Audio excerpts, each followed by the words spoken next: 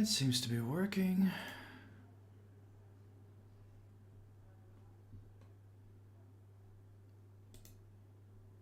Stream is healthy.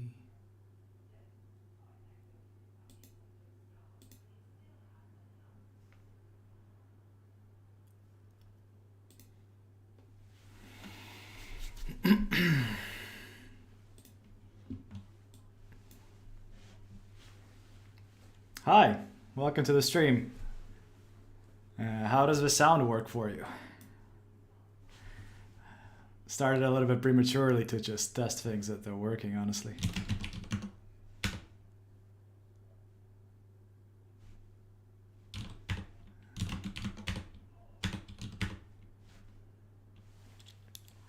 Let's see. All right, great. Yeah, we're gonna start in 8 minutes as planned. So this time the chat is working, and now with sound you say is also working, so that's actually pretty great. Hi Ahmed, thanks. Just gonna fire up code. Let's see. You're seeing, yeah, looks good, I guess. Yeah, like that.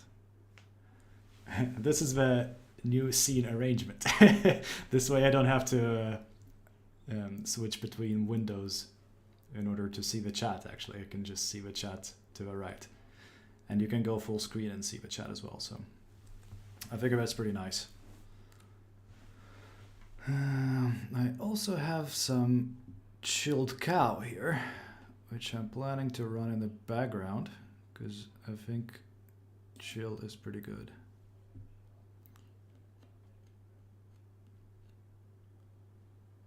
And the tricky part is balancing the music sound with my own sound. Let's see, do you guys even hear this?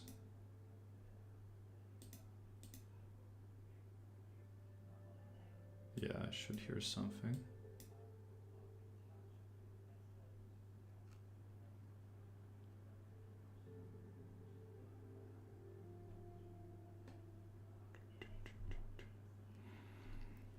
Yeah, so how's like my voice contra the level of the music? Should I pull the music down or? Yeah, maybe it's a bit too high. But actually I can't tell because I hear it like on full volume, but you guys hear it like 30%.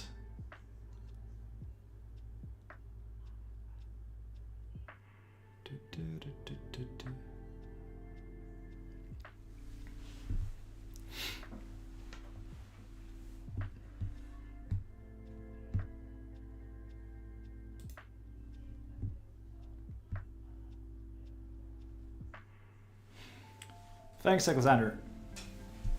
Yeah, happy to stream as well. It's been a while. It's been pretty fun. It was fun the first time. I think we're gonna be able to have actually more things done today. Look at a bit more fun stuff also, now that we have learned the basic tools.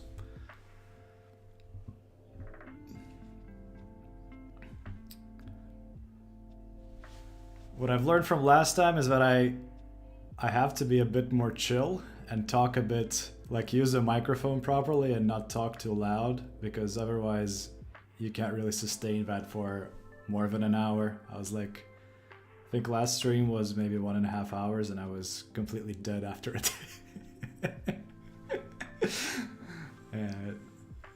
It's quite important to keep the energy level at a place where I can actually sustain it.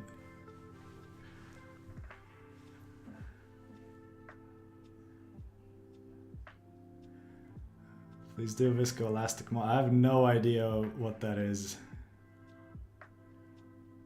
What's WLF?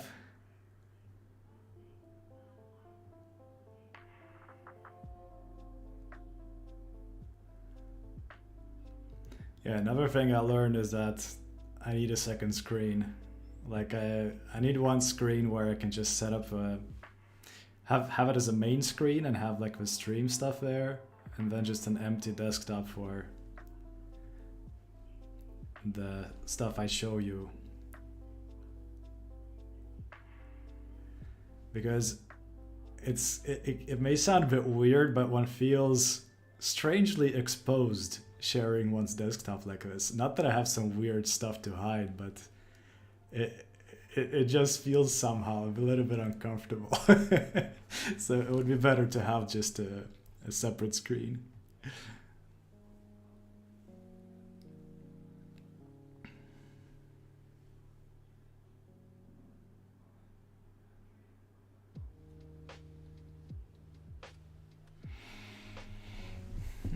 A couple of minutes before the start still. Thanks for joining in, everybody. We're already 10 people. Nice to see you all. How's 2021 so far? Is it already better than 2020 or still the same shit?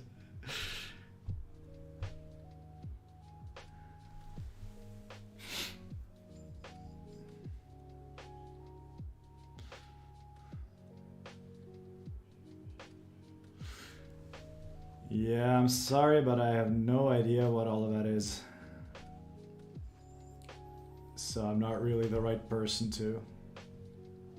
That's the thing. I mean, OpenFOAM is such a large library that like I only know a very small part of it, honestly. Both in terms of the code and also in terms of physics background. Secured a bigger CAD API job. Nice, congratulations. That's great. 2021 will be better. Yeah, let's hope. I mean,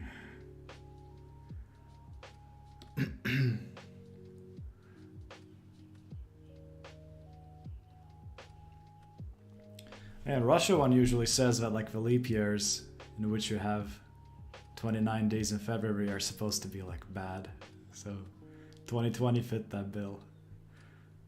I don't know if you guys have the same superstitions in your countries, but that's like a thing in Russia.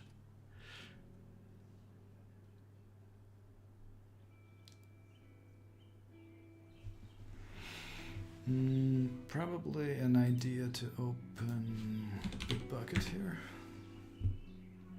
Let's see if I can log in.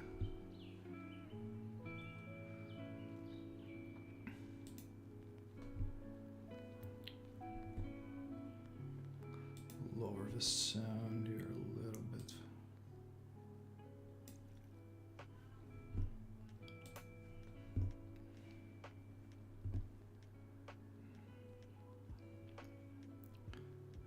So this is where the library lives. One may ask why it's not on GitHub, and that's a good question, I guess, but there is a legitimate answer to that, and the legitimate answer is that GitHub has been extremely slow with introducing free private repositories. So this was created, I think, somewhere around 2015, 16 maybe, I don't know. And at that point, if you were in academia at university, you could get a free team repository, which is private at Bitbucket. So we just went ahead and did it. Now I would probably start this on GitHub, and one can potentially maybe migrate, but Bitbucket is also fine. The only problem is that like it seems like recruiters and people in general like want your GitHub profile or whatever, and like if you're not using GitHub but using like Bitbucket or GitLab or whatever, you're kind of screwed, which is a bit weird. But anyway, this is where you can grab the library. This is where it lives. Can maybe copy this into the chat and see. Can I write stuff here? No. Log in, but I am logged in. Let's see. So I have to go here. Look.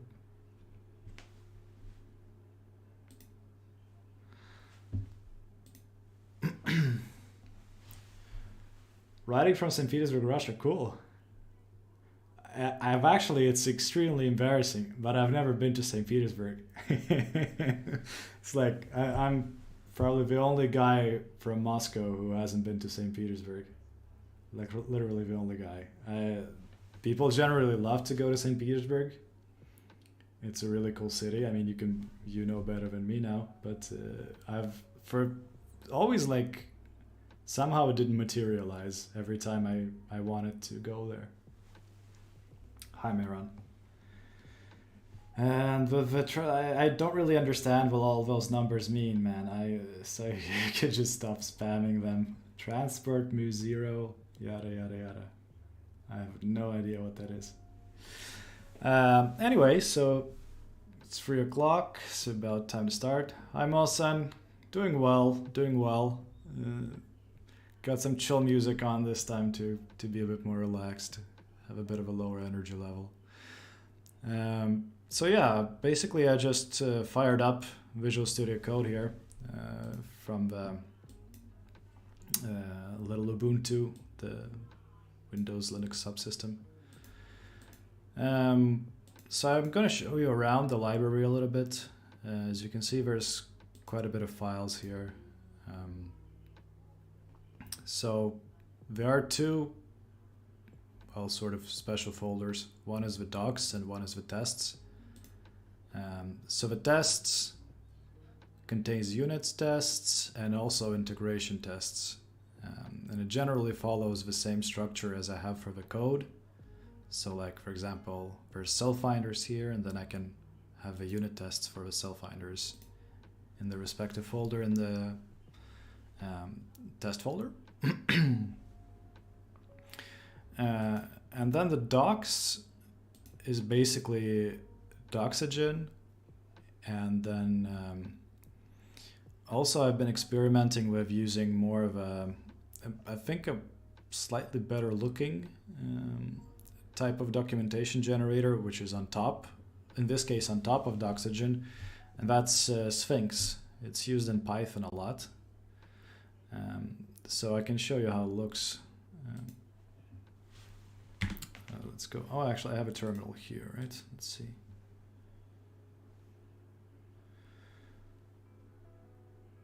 There we go. If we go to docs. So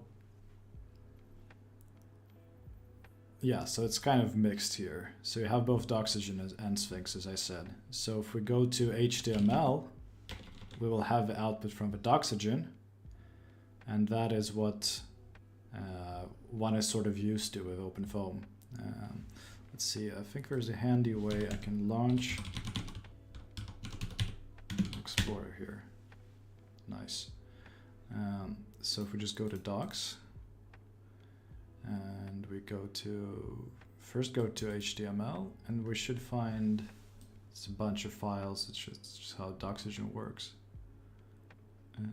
Let's see, there should be an index, ABCDEFGHI index, there we go.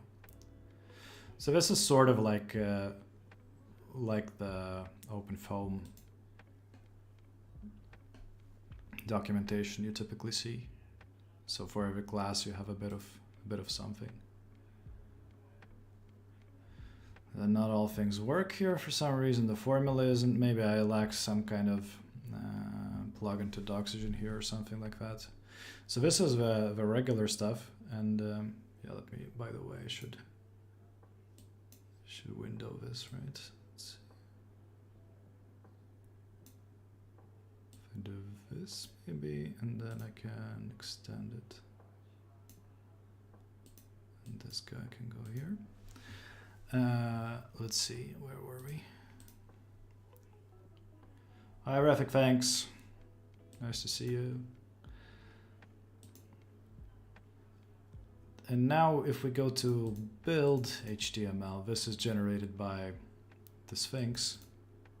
And it looks like this. I'm sure you've seen this, guys. If you've ever worked with Python, I'm pretty sure you've seen this. So with Python it works really smooth, but with C++ you have to have it sort of on top of Doxygen.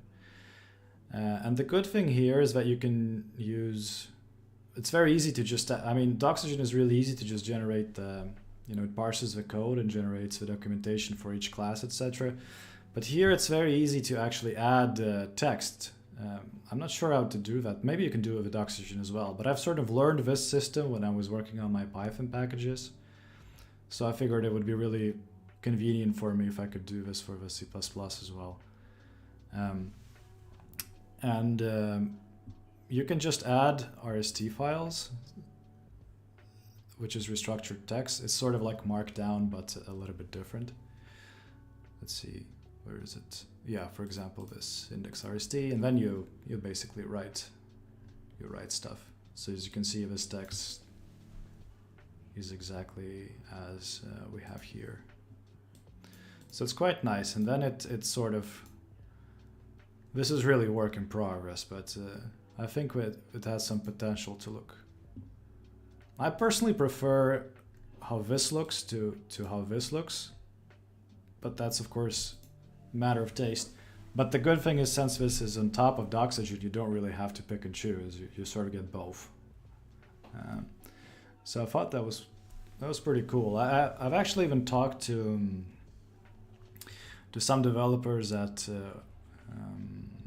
ESI if they maybe wanted to adopt this, but they said that unfortunately this layer between the Doxygen and the Sphinx doesn't support all the things they need to have as of right now, at least, which probably makes sense. But since I only have a relatively small library, I think this can definitely work, because the documentation right now is not really that good. I mean, there's the README on Bitbucket, but it's really not that much.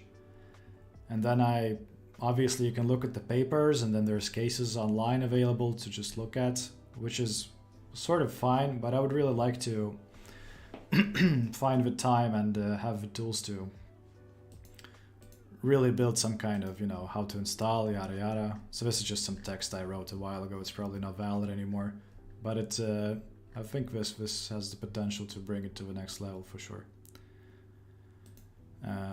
So that's how the docs work. Now regarding tests, I've been toying around with different unit testing libraries, and I'm really noob at testing, by the way, but I'm trying to learn and try to incorporate it. I've done a bit more of it in Python, and there are several frameworks also which are really easy to use. But for C++, it was also several things to choose from. But most of them were sort of a bit difficult to make to work with OpenFOAM. And that's probably because I'm not very good at this type of thing, but Google Test seemed to work the best for me. So the tests are written with gtest. Could look at one. So yeah, so you include gtest and stuff, and gmock isn't really needed. I never use mocking, but gtest is pretty nice. Yeah, and then basically, oh Jesus, I already forgot everything about how to write this. I'm gonna have to rediscover this with you guys. It's been a while, but generally, I mean, you wrap code in this test F or whatever, and this is just the names of a test, and I think this is the name of a test set, and this is the name of a test, and then you can just check different stuff, more or less. With these type of, for example, assert float equal, so you can check whether two values are equal, for example, things like that. So at least some kind of safety net, some kind of formal safety net. It's really not 100% test coverage, and probably the tests are not very well written, yada yada yada. But as I said, I mean, it takes a while to write the test, so check. This is just for one class, and I don't think this is finished. It's already 500 lines, so it takes a while. But since this was sort of, and to an extent is my passion project, I also was really interested in learning all these things at the time, so I don't regret spending the time on this.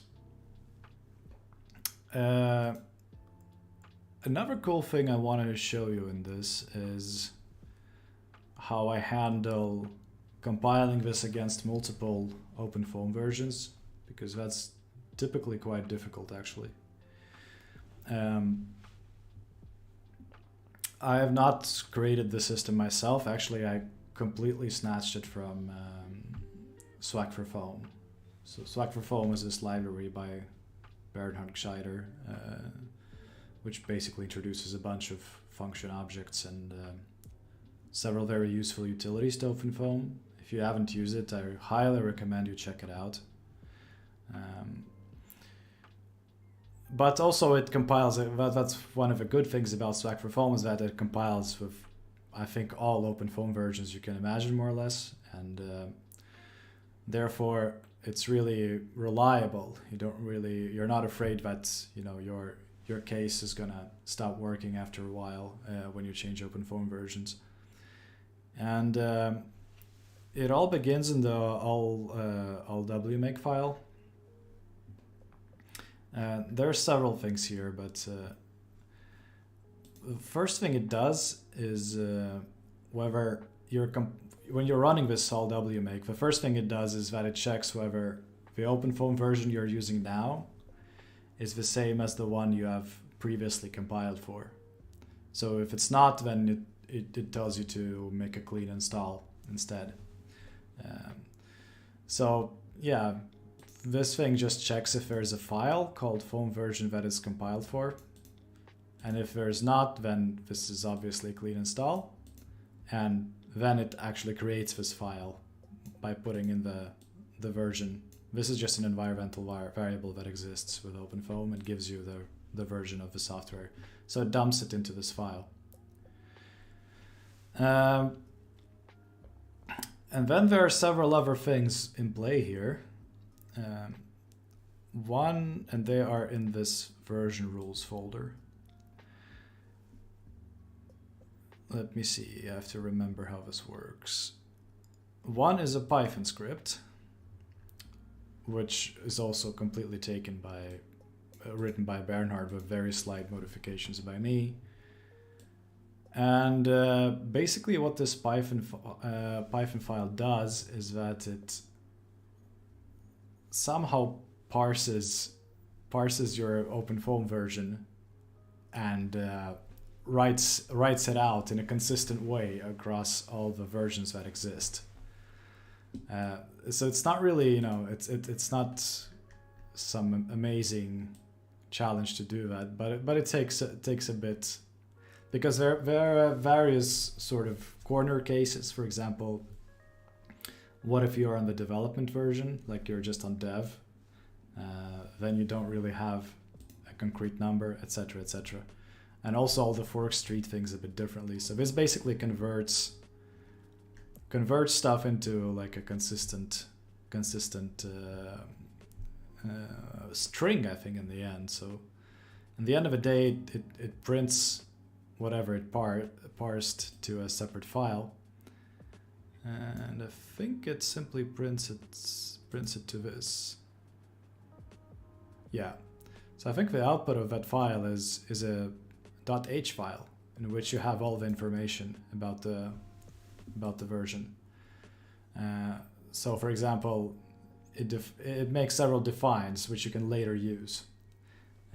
So here you know that I'm on the .com fork, version 1912, and there's no minor version, no patch version, etc. Then it undefines that OpenFOAM is .org, then it undefines that OpenFOAM is extent, and then it defines that it is .com as 1912. So with all of that, you can later use that. And that is used in two more files, stay with me. So one is called code rules, also by Bernhard and then several other people, and then I also adopted it. And this is where you define how the code should change based on the version. So let's take so all of those ifs are basically rules that you later use in your code. So for example, let's see, if openfoam.com is larger than 1606, or if this is a .org version, or no, yeah, .org version and the .org version is higher than 3, so some of them get really involved, these ifs. Then, for example, you define this constant, which means like, or define this, well, define, I don't know how to say. Foam component names are const pointer, so for example this. And then in your code, you can use this to branch out things. Let's look for something which is, I'm sure is used, because I'm not using all of these rules, I'm sure. Let's see. If I search for some TMP, it should pop up. Let's see. TMP. Foam new TMP rules, that's definitely used in a lot of places. Let's see if we can search. Oops. Foam new TMP. Yeah. So here's how it kicks in. So now in my code, I can actually use this to branch out between different code depending on the version. So if this foam TMP rules is defined, or rather, yeah, if it's defined, then this code is going to run. Otherwise, this code is going to run. So in this way, by defining all those rules, you can later use them in the code. And that is almost it, but not quite it, because the other problem is that you also, with different OpenFOAM versions, have different names for libraries and such. So things change, like where, yeah, things get moved to different library names, etc. So you, depending on what version of OpenFOAM you're running, you will need different library names in your make file and your make options. That is taken care of in this library rules file. So for example, this unified turbulence refers to the time when there used to be separate libraries, like for compressible, incompressible, turbulent models, etc., etc., etc. And then everything, I think, just got unified into one.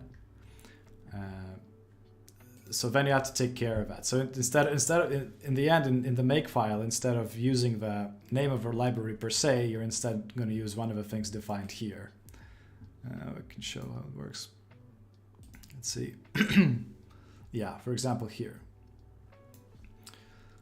So I include this in the make file, these library rules, and then I can use them instead of providing a direct name of a library. I use whatever is figured out in here. So that's how it works. It's a bit cumbersome, but once this is in place, the only problem is that once a new version of a library turns out, you have to spot sort of and the compilation breaks, which, to be fair, hasn't happened for quite a while. It's usually been very easy to compile for the newer versions. Not that much things change. But for the newer, if something breaks, then you have to figure out what has broken everything, and then you have to add a new rule to either the library rules or typically to the code rules. As I said, I don't think I use all of these rules actually, because I took the file from Bernhard, and that I've already deleted a bunch of rules because that file is huge, because Selffinders is a gigantic library. It must have been a tremendous effort to put this rule list together, honestly. I'm really thankful I didn't have to be the one to do that. But once it's here, I mean, you just add one by one when a new version appears, and this way you can support the newer versions. So if you're looking for how to support multiple OpenFOAM versions with your code, this is one way to do that. The only caveat is that you have to have a Python script, which means that Python becomes a prerequisite for installing whatever your library or code is. But that's typically not a very big deal because it's very easy Python sort of. You don't use any packages or anything. So almost if you just have Python installed, this can be run. So it's pretty good. All right. Yeah, I think that's pretty much it about the different components I wanted to talk about. Otherwise, maybe just a short overview of what is inside the library. And the main stuff the main stuff is in this wall models folder. This is what actually defines the wall models. And the base class is called just wall model. And all of them are derived from this fixed value of patch scalar field, which is a Dirichlet boundary condition in OpenFOAM. Because the way wall models work here is that they assign a particular value of nu t at the wall, so the subgrid viscosity. So therefore we derive from the Dirichlet boundary condition. And then there are various wall models which are derived from this one. Then a very important component, which is something we're going to probably work on today, are the samplers. And what the sampler does, it figures out what cell one should sample the velocity or pressure value for a particular wall face. So let's make an amazing sketch. Let's see.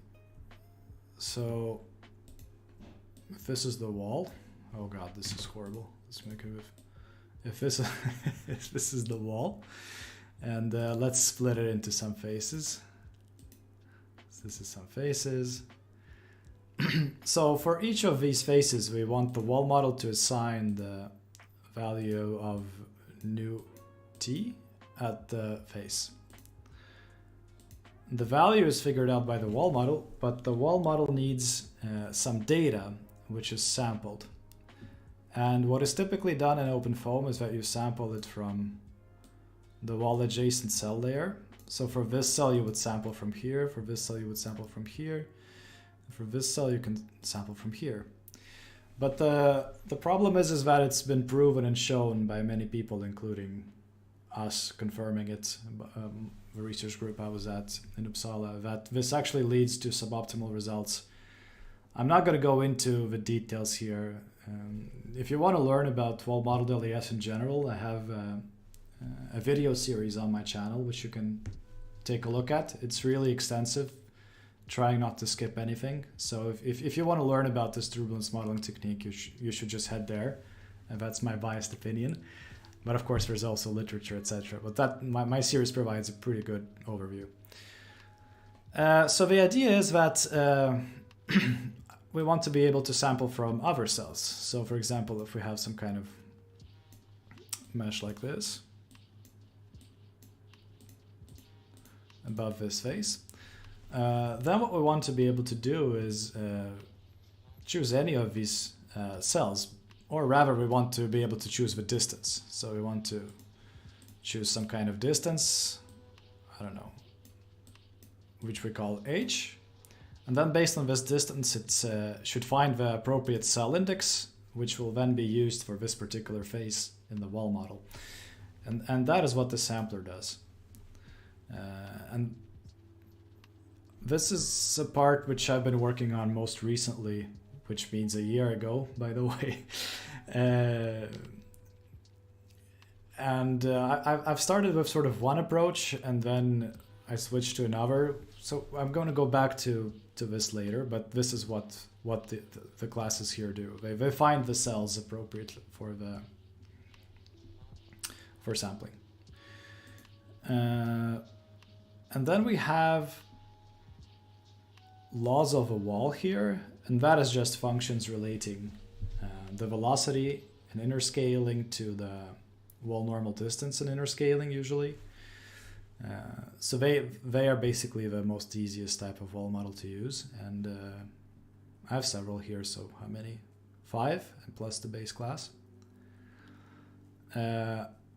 Root finding just has the Newton root finding algorithm, which is used in conjunction with the laws of a wall. I also have a bisection root finder, but honestly, I've never used it in practice. It says this is one of the first things I wrote in the library, so it just sort of hangs here. Almost might as well delete it because the Newton root finder is perfectly capable of filling all our needs. Let us see. There should be, yeah, exactly, eddy viscosities. And eddy viscosities are basically 1D turbulence models. So it provides a distribution of nu t, but not this nu t. So this nu t is what we have. This is SGS. SGS. But inside the wall model, if it's an ODE wall model, then they need a turbulence model of their own. Again, if you want the details, go ahead and check out the video on ODE wall models in my channel. So basically, all of these are 1D, by the way. So in an ODE wall model, you would have you would spread points along the line from the face to H, and then you will evaluate this nu t along this on these points. So that is that. And we have 2 here at the moment.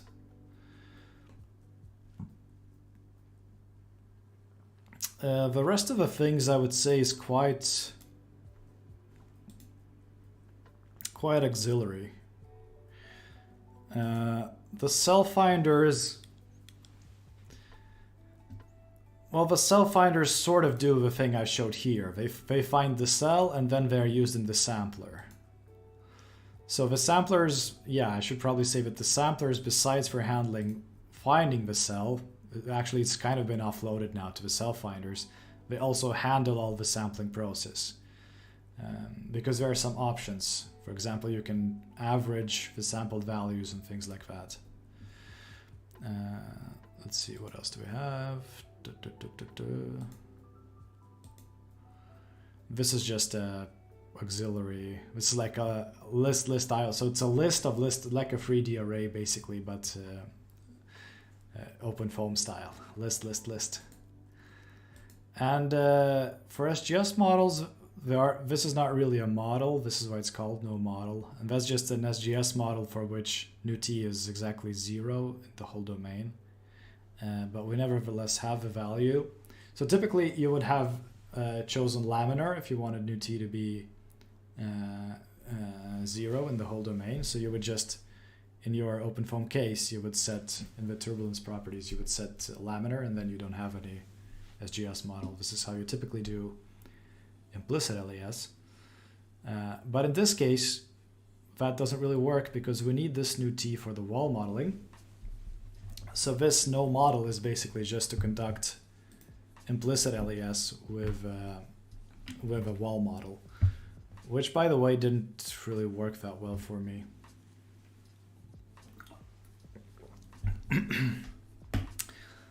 Yeah, so I think that's pretty much it. I don't know. Do you have any questions or any comment, whatever? Otherwise, I think I'm going to start picking up on what I did with the samplers here. And the way this works is that we have a base class. It always works like this. So we have a base class and then things derive from them. And it's been honestly a major pain organizing the class structure, even though it's super small, because I have really no experience in that. So it was really hard to figure out how to sort of make the API and the connection between the classes work. I think it's, and the way you start with something, then you realize, no, I have to make it more complicated. Then you're like, wait, no, I need to make it even more complicated. And then it becomes too complicated. So this might as well be way too complicated right now. Maybe just as a test, let's compile the library to see that it works. Right, I'm in docs. Let's clean first.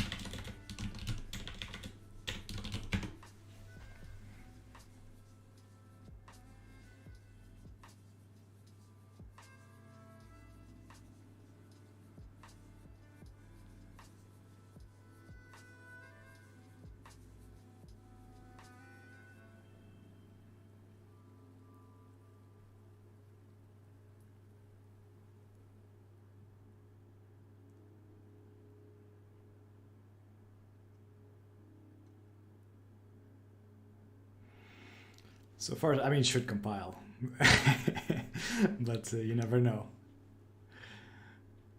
So far, so good.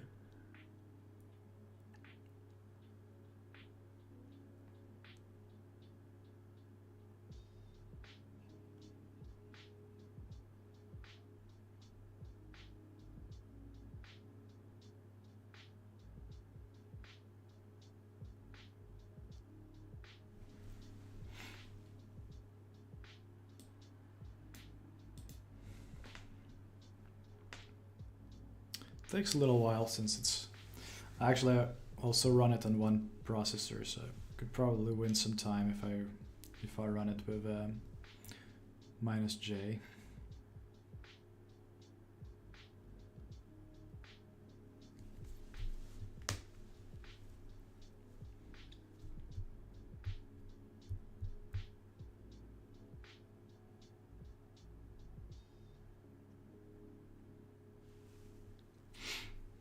Pretty close now.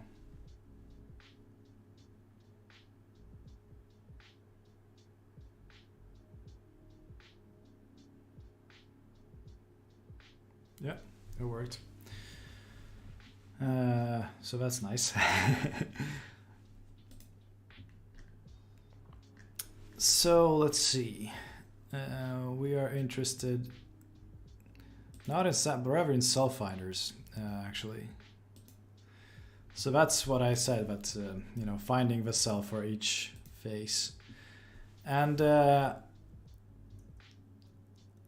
are two options here that I'm working on, or rather actually one that I'm working on. The other one is more or less finished, I think. So this is just a base class, not very important. Give it the batch, the mesh, just some constructors. Yeah, runtime selection table. So there's really not much here. And then there's two types of these Selffinders. And one is called the crawling Selffinder. And the idea of the crawling, that's the new one, by the way, is that you start at the bottom and you start with the first cell. And then you check, okay, am I close to this provided H? And for example, it says no. And then it crawls up, so it jumps to the next one. And that implies, so this, and that's the main sort of limitation of this one, is that for this to work, it has to be some kind of stacked, structured arrangement in the wall normal direction. That's a limitation, but very often that's how you have your boundary layer grid, right? So it's, I think it's a reasonable assumption. So the way it works, as I said, is when it finds, okay, so what's the opposite face of this face? Okay, it's this. And then it says, okay, which is the cell which also has this face besides for this one? Okay, it's this cell. So I jump to this cell center. And then again, I check how close am I to H. And then the next, etc., etc. So that's why I call it the crawling Selffinder, because it sort of crawls up. And then the other one is called the tree Selffinder, and that's what I used originally. And then it doesn't rely on the mesh structure at all. Rather, we just figure out the coordinates of this point, and then it uses some OpenFOAM classes already available to build like this KD tree or whatever it's called. To simply search for in which cell is this point located. So I can check it out here, maybe in the C file.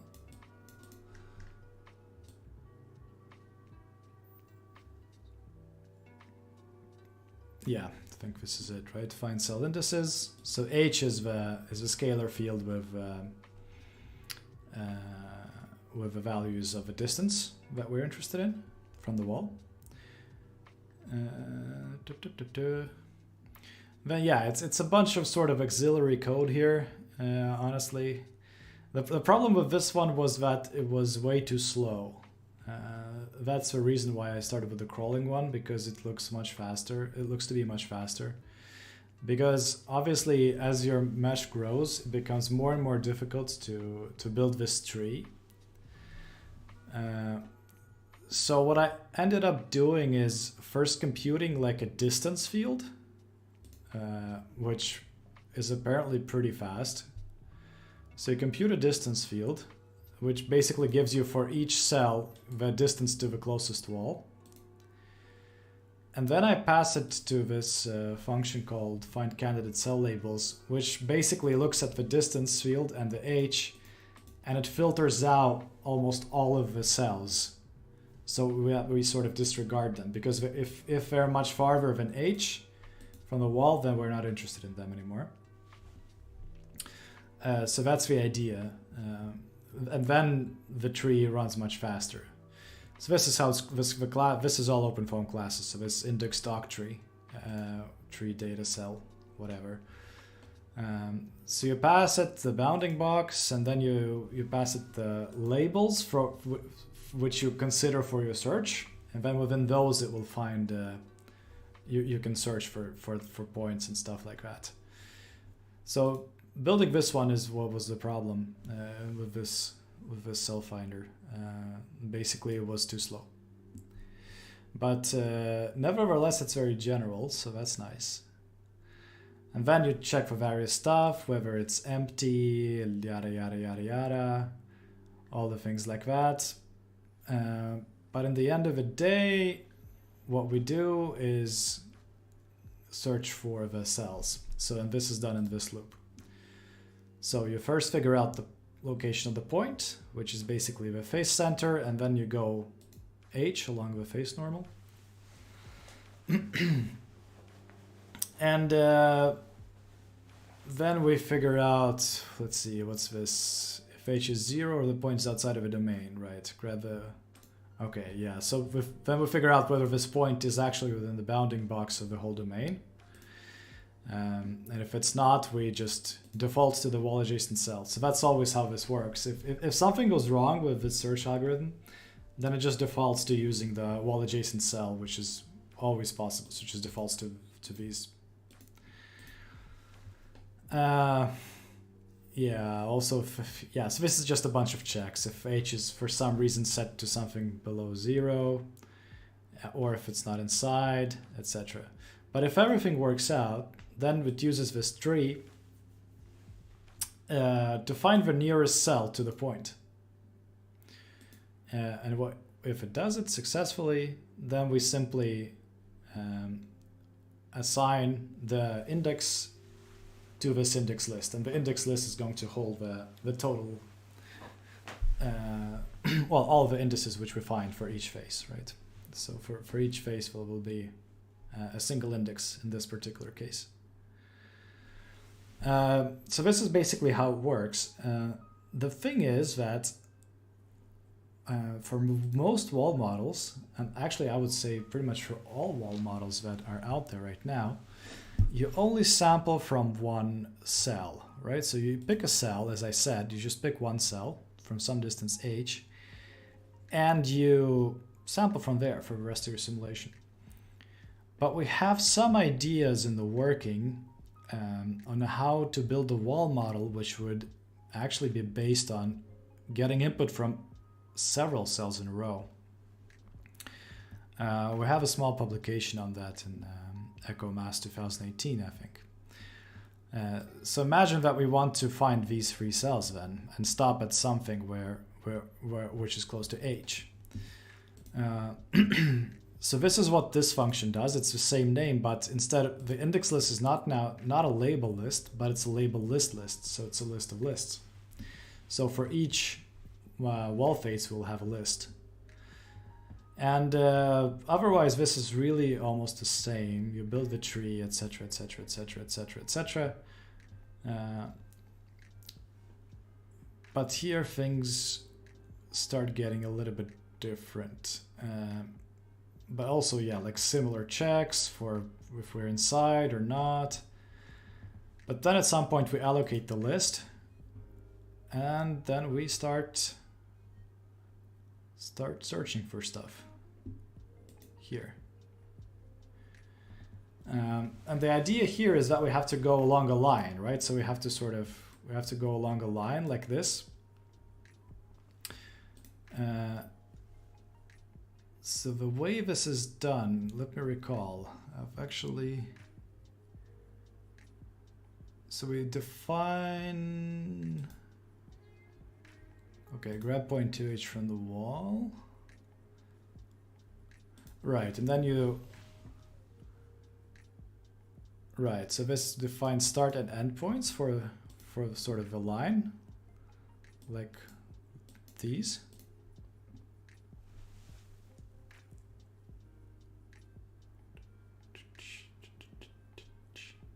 Allocate the list. Aha, there it is. Yeah, so exactly. So this tree, conveniently enough, it can also search for cells along a line, which is basically exactly what we need. And I think it's going to return the index of the first one it hits. So this is our hit. So dot hit is actually, if this is a valid index, then what do we do? Do we no, we still need to search. So what does that mean?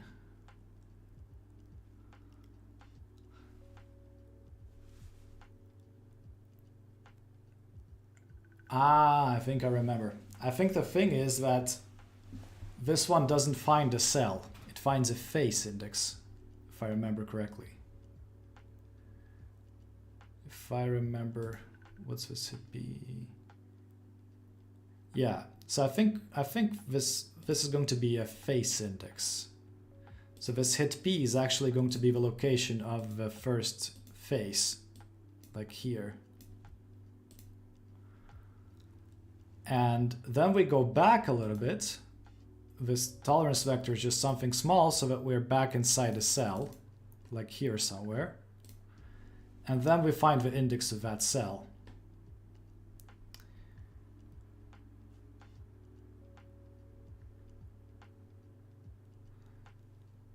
Right, now we need to check if we're actually above H. Like if we are, for example, if we hit this face eventually and we go back, so we see, okay, this is already above H, so we need to treat that case. Well, then we're done, basically, right? And afterwards, we just shift the start. So we shift the start to this point instead. And then we can continue. And this just treats the case when nothing is found. So I suppose we set it to 1 and yeah, default to the wall adjacent cell. So this works pretty neat, but it's not fast. I mean, it worked perfectly fine on reasonable cases. Let's say, I don't know, 20 million or something. But at some point we wanted to do like a cool case with a ship hull. And then the mesh, if I remember correctly, it was about, I don't know, something like 150 million, I think. And then it got completely stuck, unfortunately. So that's what motivated me to do the other one, the crawling one. And this one is sort of still a little bit work in progress, I think. I don't think I have a multi-cell one yet. I only have like for finding one cell, but we can take a look. So it should be the exact two same functions. This is just auxiliary stuff. Yeah, so find cells. Yes, and yeah, so it's only one function, right? Yeah. So far I only implemented this for a single sampling cell. So a nice possibility for today can be to actually try to extend that to multiple cells. So let's see how this works in a little bit more detail. H's index, by the way, is something I introduced also recently, which works with this crawling Selffinder.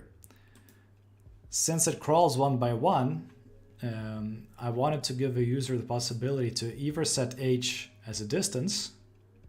So basically, for example, I don't know, h is 1 meter. Okay, this is huge, but it doesn't matter. Or instead, I want the possibility to, for example, set h to 2, meaning that 2 is the index. So in this case, I want the second one here.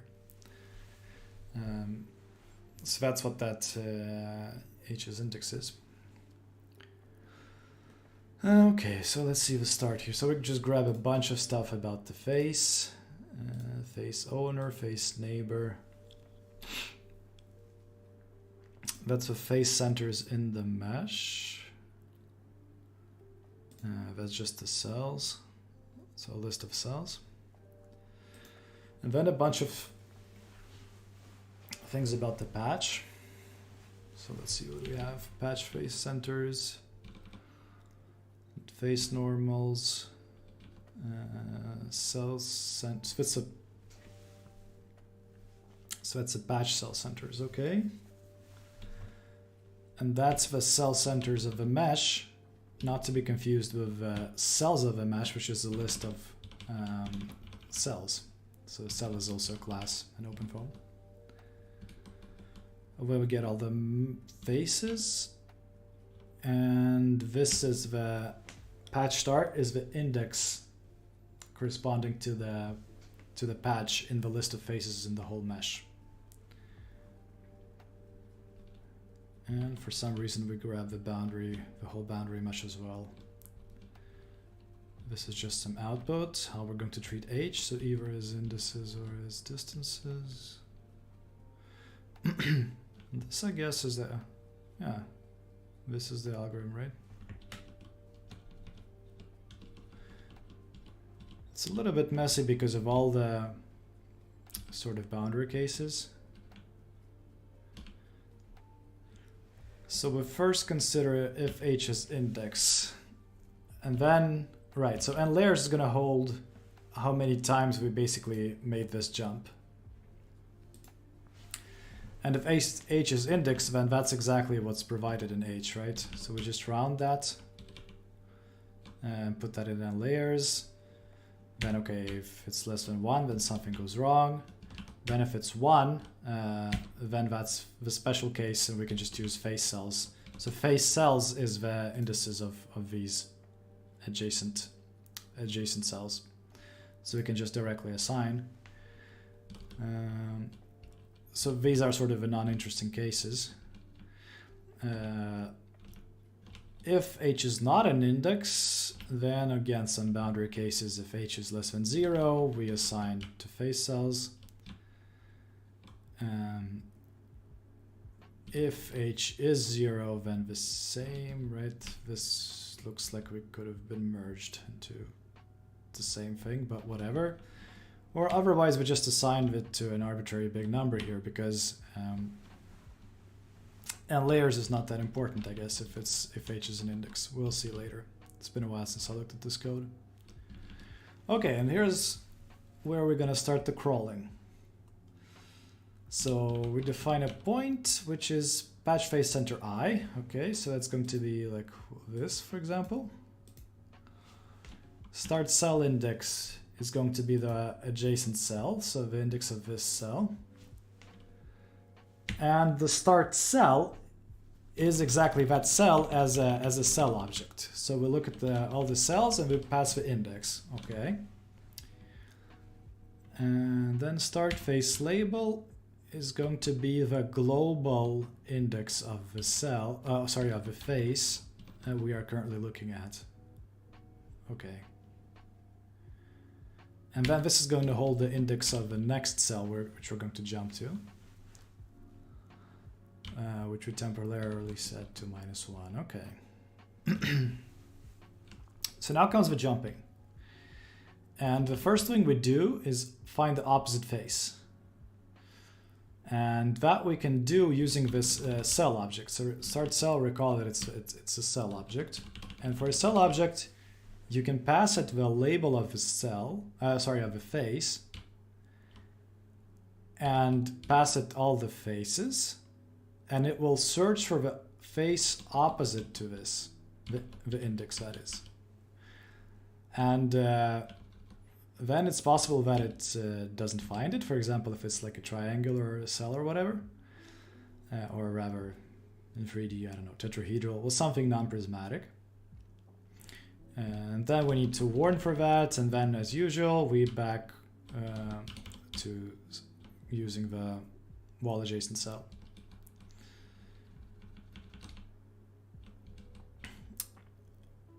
This is also an interesting boundary case. So if the index which is returned is larger than the amount of internal faces, this means that the opposite face is actually a patch. So it's like, imagine that if we had some kind of boundary here. This is going to be horrible, but imagine we have some kind of very weird domain like this, okay? And then we have our cells like this and like this. So for this cell, when we search for the opposite face of this one, we're going to hit this face, right? And this face is part of the boundary. So that means that the index is going to be larger than the number of internal faces. And if we hit the boundary, that means we can't continue crawling, right? Because we can't go upwards. So we need to treat that specially. So first what we do here, okay, we want to grab the index of the patch which we hit. And then using the index, we grab the patch. And then we can grab the name of the patch. And we can grab the local index of this cell we hit, because this is the global index opposing face. So we're going to grab the local index with respect to the patch of this face we found, and grab its face center. And why do we do all of that? I'm not yet sure, but we grabbed all of it. And then we compute the distance between this face center and the original face which we started from. So it's I guess we're just computing this distance. And what do we do then? So if h is not an index and distance is larger than h, okay, so imagine we had h which is like this. So this is going to be larger than h. Then we use the previous cell. So then we use this cell. And I guess this is a little arbitrary. I mean, you could also use this cell as well, but this is just a choice you have to make. And then we recompute the actual distance, which is because, I mean, the thing is, we set some kind of h, right? Let's say 1 meter, but then we're actually going to sample from the center of the cell, or this cell, doesn't matter. So that means that the actual distance is not going to be what we wrote in h. So this is going to be the actual distance, and then we just write out a bunch of helpful stuff. So that, yeah, the opposing face belongs to a patch. This patch will stop crawling and use the last valid cell. Makes perfect sense. Yeah, so we...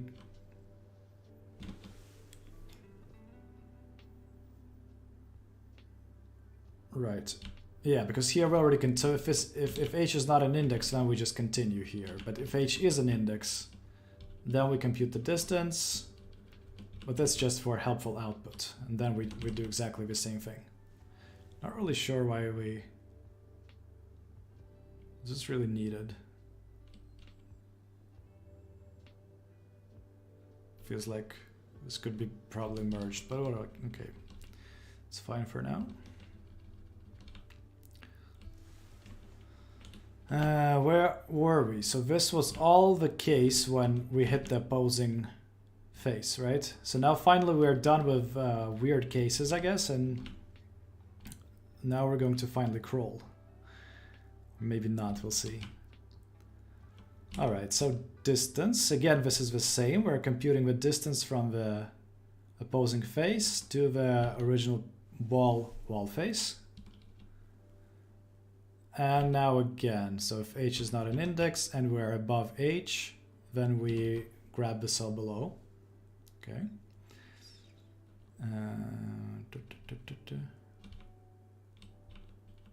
Right, and this is how we find the opposite cell index. So as you know, guys, for each, or maybe you don't know, then I will just tell you, in OpenFOAM, each face has an owner cell and a neighbor cell.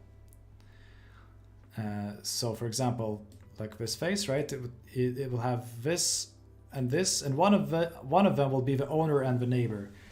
And the way it works is that the owner is the cell with a lower index. So for example, this cell has index 1 and this cell has index 2000, then this would be the owner and this would be the neighbor. If I recall correctly, this is how it works. So all we need to do to find the opposing, we don't know which one is the owner, which one is the neighbor, right, for this face. But we have this cell. So what we can check is, okay, is that cell the owner? And if it is the owner, then the neighboring cell got to be the neighbor. So we just look up the neighbor index for this cell. And otherwise, that means that the original cell is the owner, the neighbor, so the opposing one must be the owner. I heard a sound. What was that? Ooh, somebody followed or subscribed. That's a first. Yeah, thank you very much for a subscription. Now you're a little zombie. I guess that should be somehow, wait a second, I think I can fix that. I think this, but that's a bit, the alert box is on top of the display capture. So I guess you guys see it, right? You see it on top. Okay, someone confirmed that you saw the zombie. I guess you're seeing it on top, but I'm not seeing it because it doesn't appear on top of everything for me.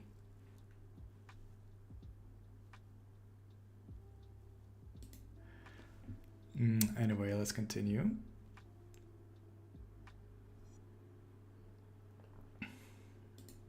Yeah, I mean, once we're here, basically we just reset everything. So we set the start face to the opposing face, and we set the start index to the next cell index. And then the start cell is the cell with the start cell index, which, yeah, we just set to the next. And then we can continue. So that's pretty much it. What's this hanging here?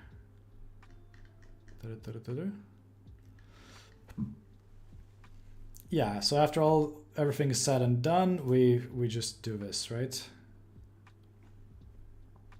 I guess the point is that at some point we are going to hit one of these boundary cases. We're either going to push too far above, or we're going to hit the opposite face or something like that. So yeah, it looks pretty reasonable to me.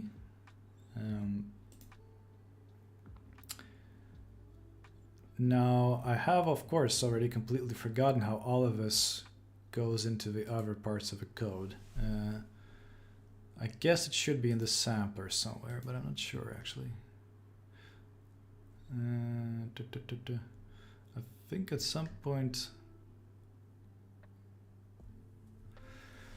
Oh yeah, creating these samplers was that was also a never-ending story. No, it seems like it's not. Where is it? Maybe it's in the wall model actually.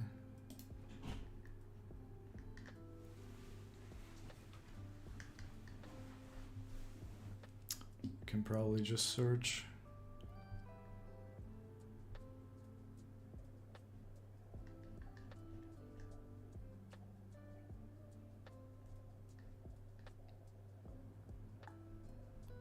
No, doesn't seem like that.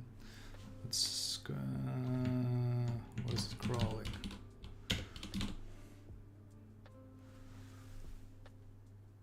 Not here. Not here. Not here. Aha. These are tests. Yeah, but this is it. Single cell sampler. Okay. Right.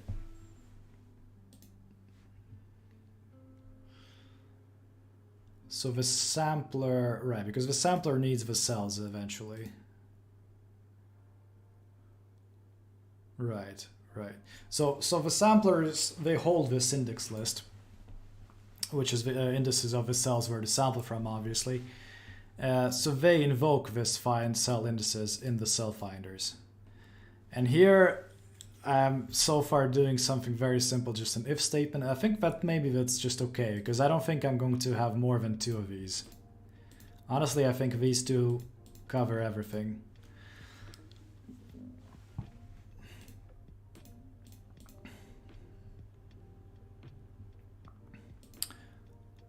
I wonder what's happening in the multi-cell sampler.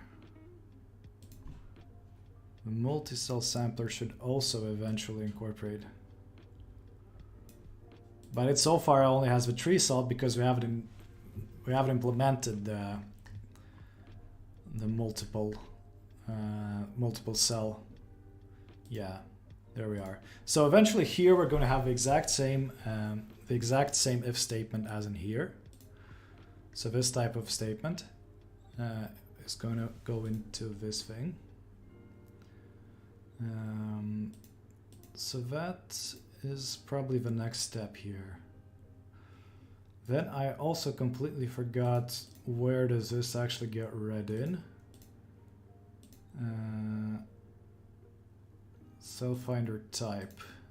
What is that? Let's see if probably should be a function. So let's see.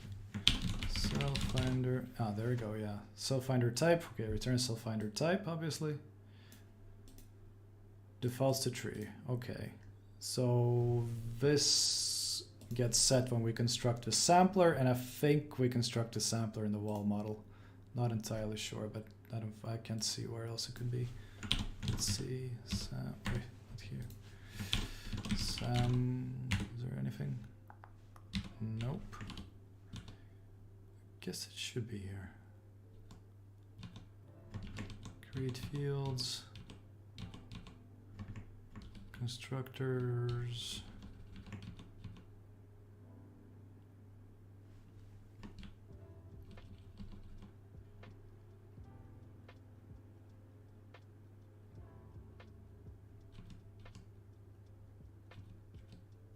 Or maybe it's the... Let me check this one also. Not H. It's rather C. Yeah, gotta be this, I guess.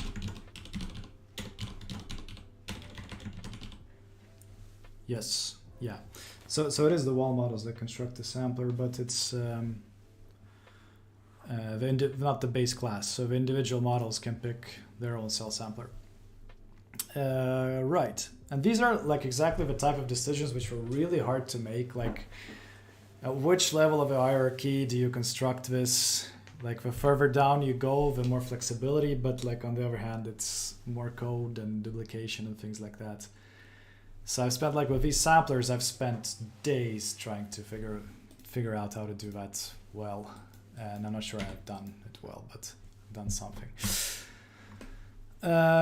Cool. So yeah, I think I'm going to finally do some programming. I'm up to speed with my own code now, hooray. So we can do some programming, and I'm going to work on this crawling Selffinder. And I'm going to do that in 2 minutes. Be right back, guys.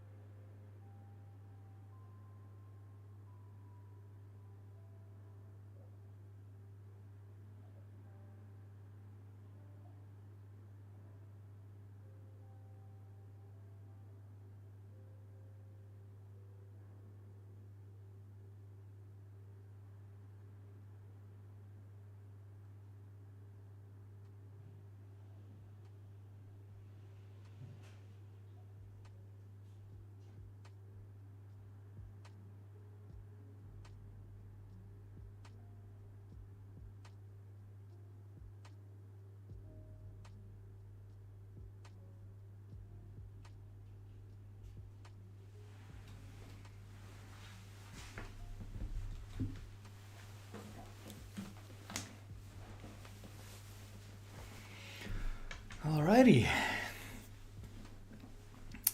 So, what's gonna be the idea here? Let's think about it a bit. What a mess of a picture. I think I'm gonna clean this up. Clean this up.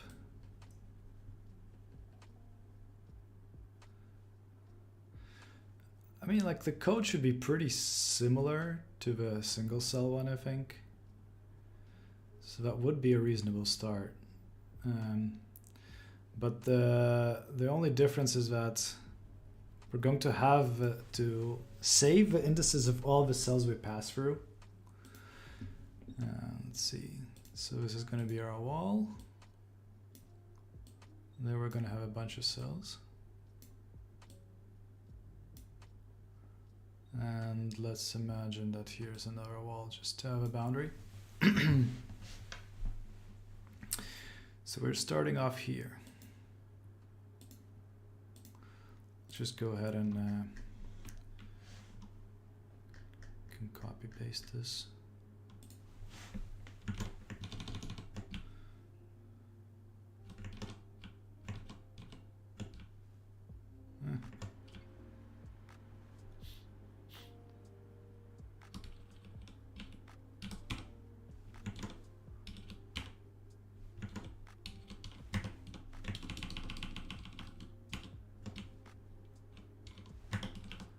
And now this is a label list.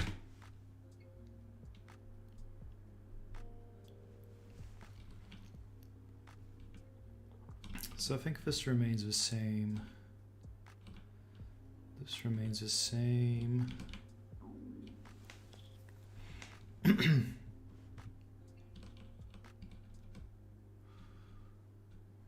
This is probably the same, right? But yeah, this will be I mean, yeah, so first we have to probably just resize the list. Let's resize the list to something reasonable. And we saw that in the tree sampler, right? Let's see. Is it resize? Oops.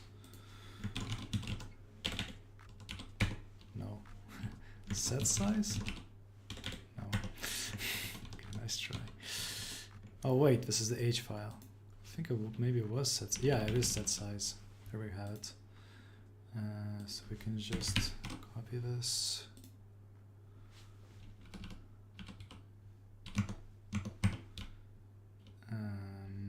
Patch this one.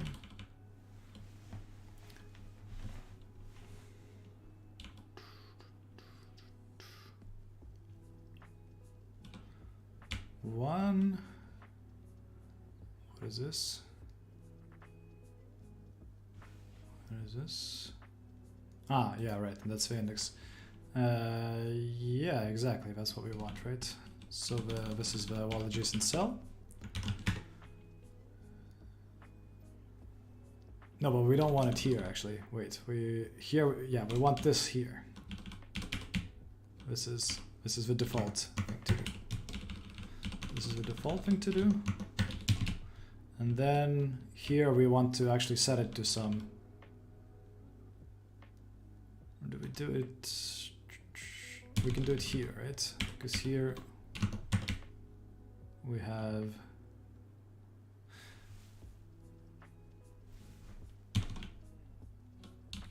on layers. So yeah, we treat the bad cases first, minus less than 1 and 1. And then if everything is fine, we just set the size to 10 layers. Oops. Looks legit. And if H is not an index, then again, the default thing is this.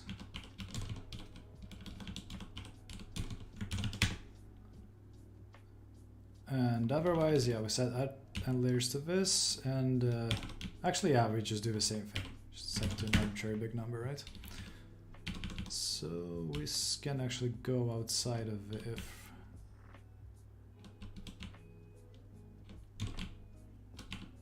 Yeah, We don't need this in the if. We can put it here.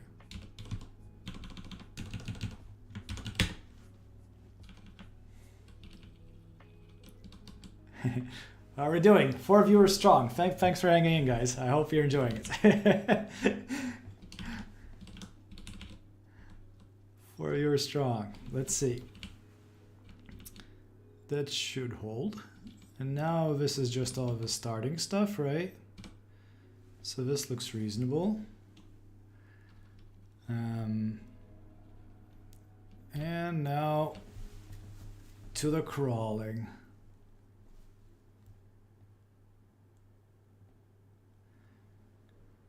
It's always a bit half spooky when there's like 0 activity in the chat. So like I've no idea if like everything is working fine, but it should be working fine, I guess. Since there's 5 people there, so let's see. Right, so we grab the opposite face, that remains the same.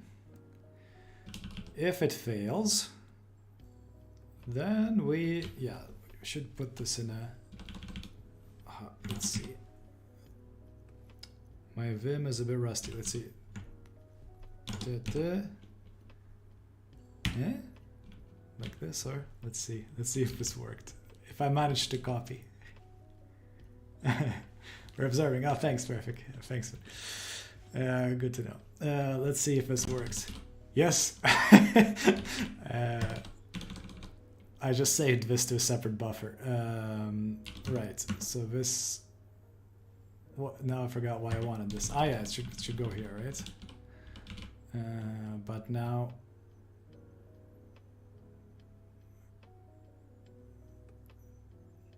No, wait, this was actually wrong. Hold on. Because that was the... Yeah. Because this is the size, isn't it? Yeah, this is the size. It should be size and layers. And then we just default to some 0 value.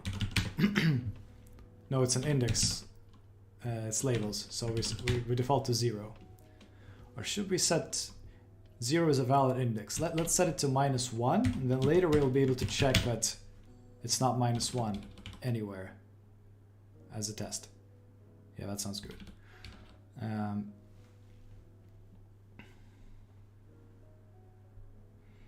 LES of reacting slows. Yeah, that sounds really cool. That sounds really cool. Right.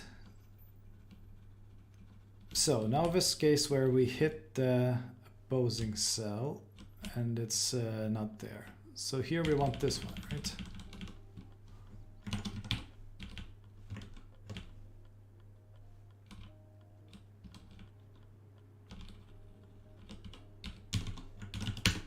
In this case we set the size to 1 and put this index. Now if we hit the boundary,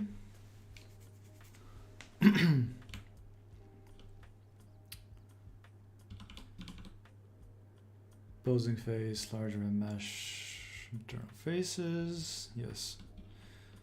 So this was mostly just to give output later, right? Distance, okay. Look away, wait.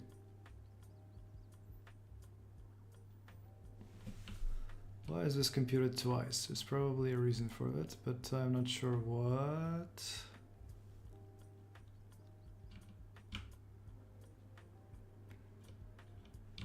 This is like the face we found. Maybe add some.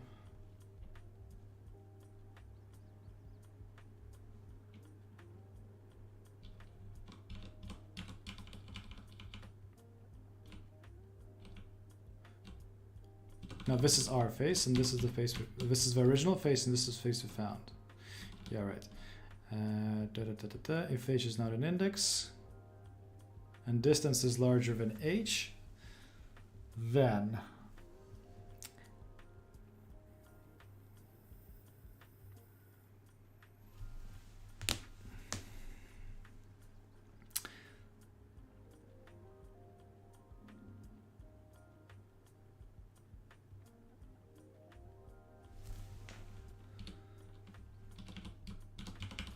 So here we'll need another index.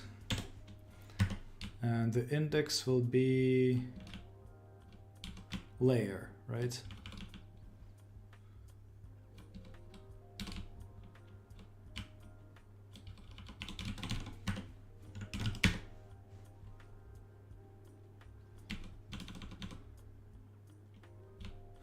Why do we continue and not break?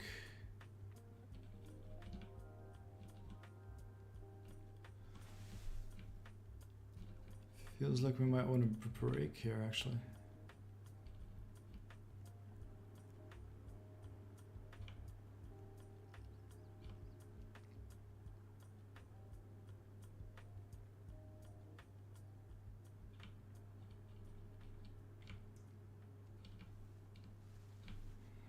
Okay, so if we had a boundary, we say okay. We grab a. Well, so if we had a boundary, and we are above h, then we assign the previous cell. Okay. Right. Then we recompute the actual distance. Right. That's why we do this twice. But that is only for output purposes. Whereas here it was for actually computing things. Now stop crawling. Use the last cell. Okay.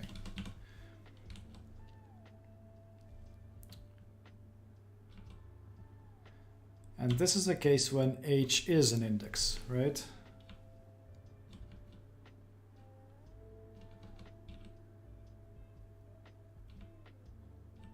Because otherwise we already continued.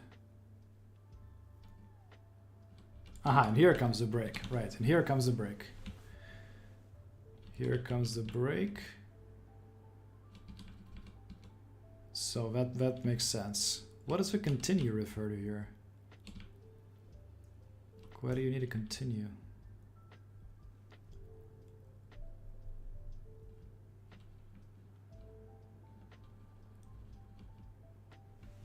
Not entirely sure, actually.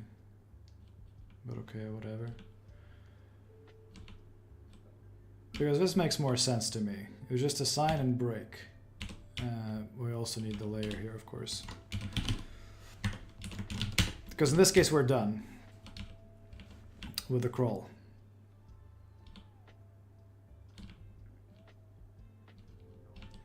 If h is not an index and distance is larger than h.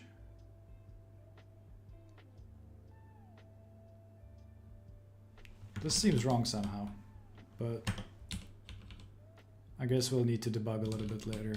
Just print some output to see if it's actually working as intended.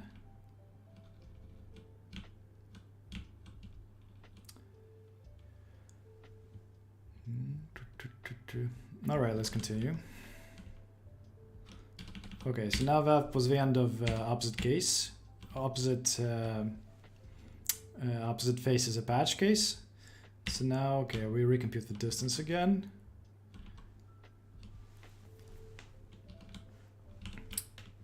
Again, why do we continue? I miss. This is probably correct, but I'm missing something. If the opposing face is above h, stop and grab the cell. Makes sense. Right. So again, we need a layer here, right? Here.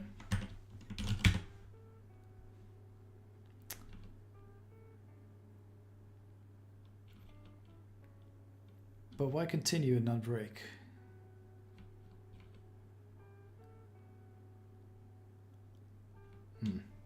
I mean, this comes from the single cell sampler, so we might as well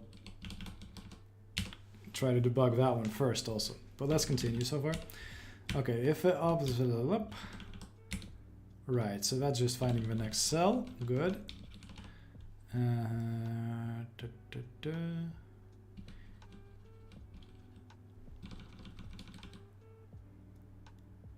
This is what? This is.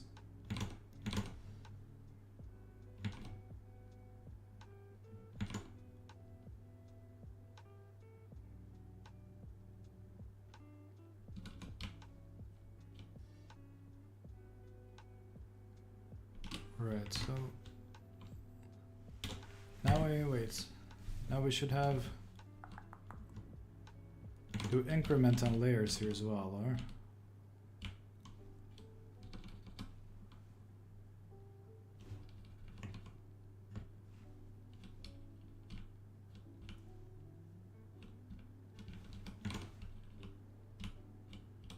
I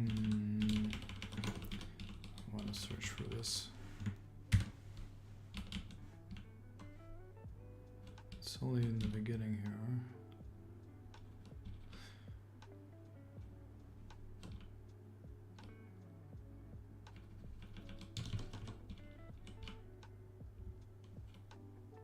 So when h is not an index, this continues indefinitely. And in this case, I think we're going to have to track. We're going to have to track the actual number of layers, in fact. Because we need to resize the... We're going to need to resize the list of indices we have eventually to the correct size. So when h is an index, that's not a problem because we do that. We already have the correct number of layers, so that's not a problem. On the other hand, when h is a distance, then we actually need to keep track of how many labels we went. So yeah, do that to layer counter 0, and this will have layer counter plus, right?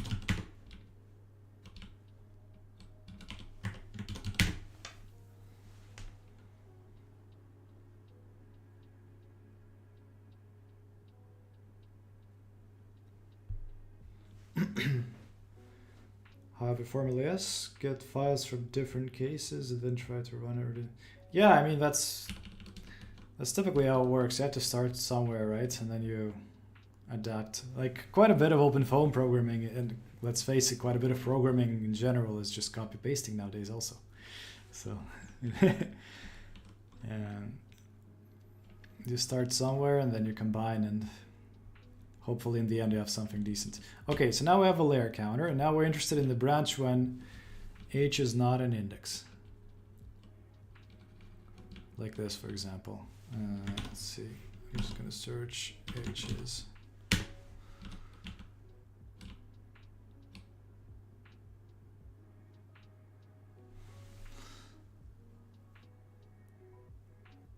Still don't get to continue. Why not break? But in any case, at some point we're going to have to resize the...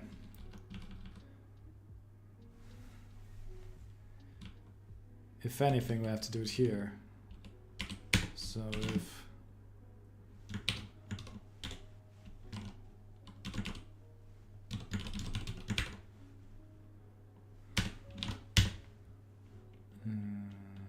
index list.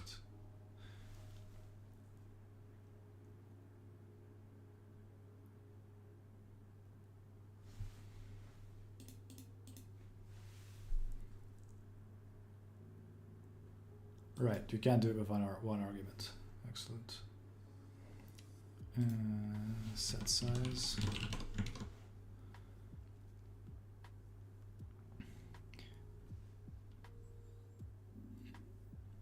Layer.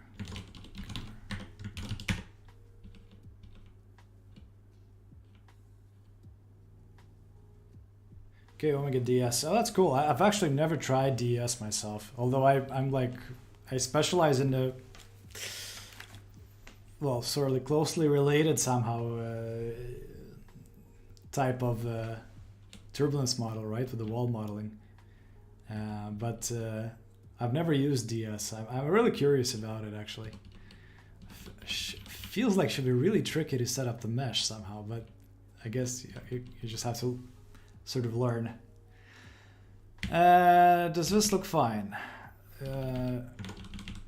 Probably should not be below this. Let's see.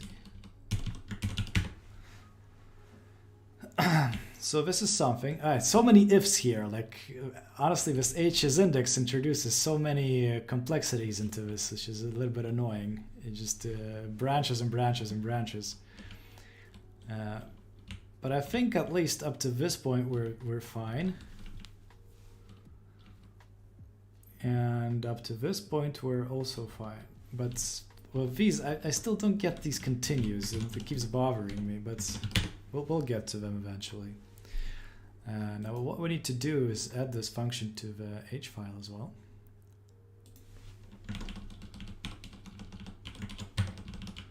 So label list.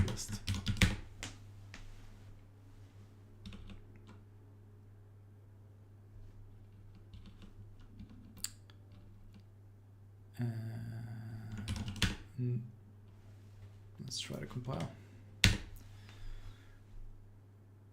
Let's see if this is going to fail miserably, I think, because... No, wait, actually that's fine. Let's see, I was not declared. Where do we start? Now comes the fun part. Everything's gonna crash. Let's see, it's not I, is it? It's something different. Or, wait, it is I. Face cells. What is I here? Wait.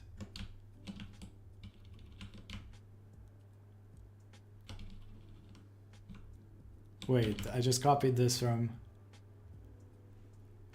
Yeah, right. Face cells doesn't make... No, wait, it does make sense. Why does... Ah, it should be patch face I. Patch face I is our... This is our index, guys. It's patch face I. It's not I. Oh, good lord. I'm gonna try to be a bit sneaky. Face cells I.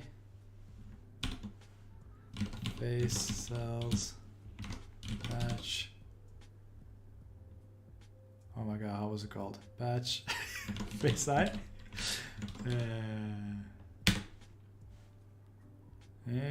Pattern not found. Why not found? I cannot search in the code. That's a bummer. Is it because of... Yeah, let's try again. Face cells I. Oops.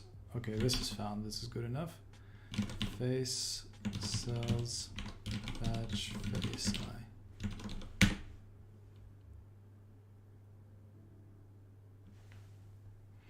I. This is the first time I'm actually using Vim and VS Code. So I'm a bit unused to it. Searching sort of works, but replacement didn't work for some reason. But it's pretty cool, by the way. It's like so there's an extension called NeoVim, and NeoVim is basically like a new iteration of Vim, which is sort of, well, you know, rebuilt from scratch and meant to be more easily embeddable in IDEs for one thing, but also it's like, yeah, just a modern reimagined version of classical software. And I install it in here. What happened here? Yeah, so I can just launch it as nvim, or apparently I can't. Let's see, why can't I? It's not in the path, I guess. NeoVim bin. I think I added this to the path, but okay, whatever. So it's like hanging, yeah, so this is basically just Vim, but rebuilt. How to quit Vim? How to quit? There we go. Yeah, and basically VS Code uses this nvim directly with this extension. So it's not some kind of, you know, patched together substitute within the IDE, which has like 1/3 of the capabilities, but it's actually like a full-fledged Vim in here, which is pretty cool. But the problem is I installed it yesterday, so I still don't really know how to use it. Yeah, thanks Boston for tuning in. It was fun to see here. Have a good one. Let's see, can I, for example, split a window? Yes, I can. It's a full-fledged Vim here. But anyway, so we need to switch out this I. to patch face I. So let's do it the hard way, I guess.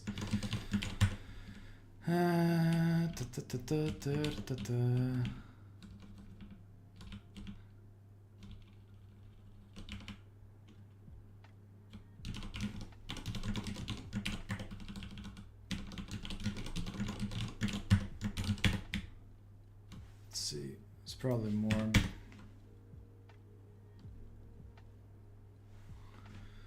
Yes, of course.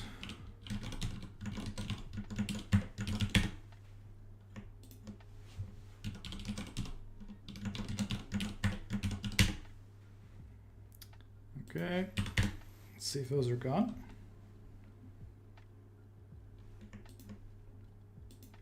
Semicolon.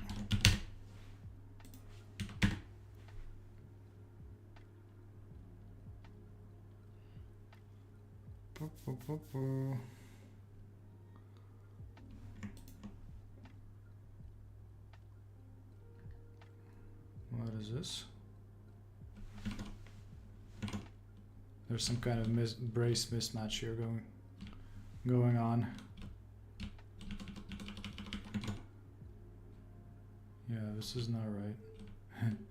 Oh. Or? Yeah.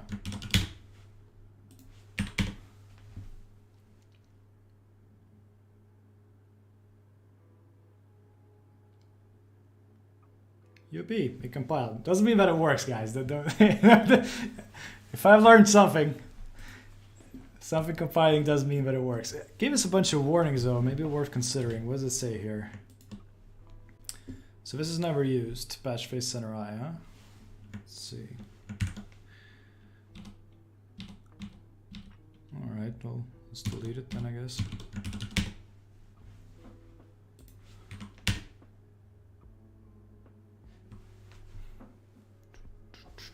Cool. So now's a good time to make a commit, I feel like. Let's make a commit.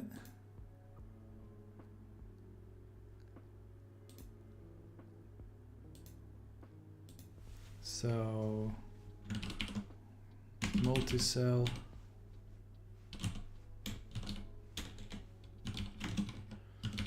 rolling sampler.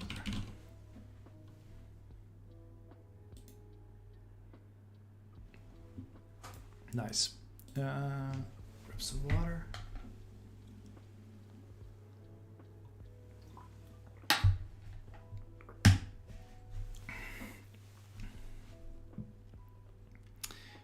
So now we sort of want to add the same if statement we had here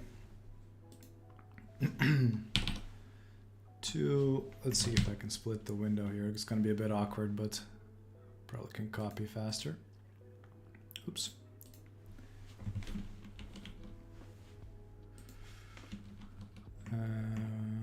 We want to search for find cell. Yeah. What? Why does it go back? Find cell, yes. Now if I press enter, it works. Okay, I don't know what happened last time. Let's see. Exactly, so here we want to print this one. Actually, we want to print this one here, right? So if it's crawling, then we want to, and else, then we want to have a crawling Selffinders.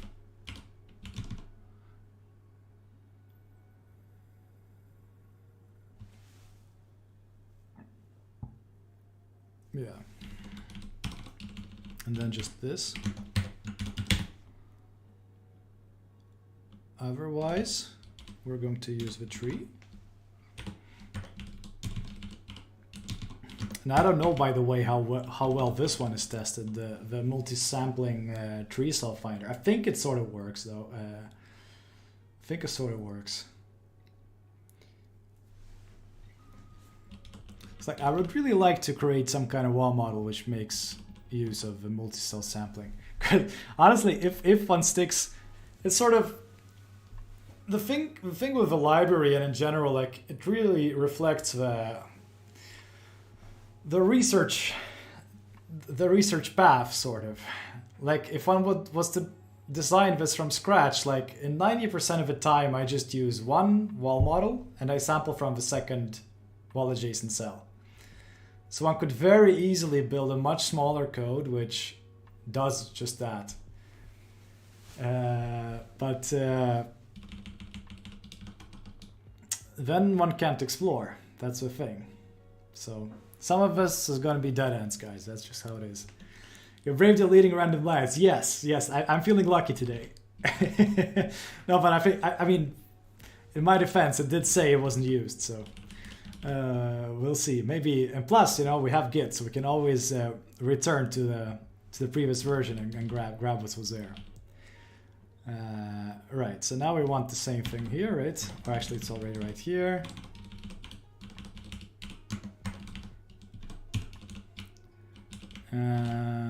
Right. H is index, but the problem is this H is index defined. So we want this also. We want to check if H is, because H is as index doesn't work with tree sampler. So we do want this here. We do want this here, but I'm afraid that it's not. If we look at the H files, then we probably have this somewhere. Don't we have H's index here? H is... No, that's actually passed to the constructor directly. But is it passed here? Again, so what am I doing wrong? H is... Should I press enter? Yes, I should press enter. It's passed to the constructor. And okay, yeah, it's actually passed to the constructor here as well. Why is this not defaulting to false? And that does default to false as well. Default to false. So we're good. We can just use that. Let's see where we are in terms of compilation. Damn, I've missed programming. It's been a while. Aha, right, yeah, because we have to include it. We have to include it. Let's see. We open this one here.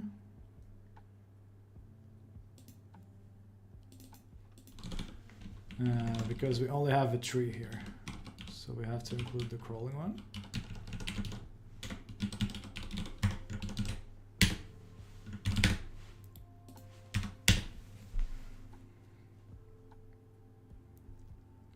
Ooh.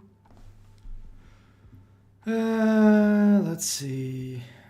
No match label list.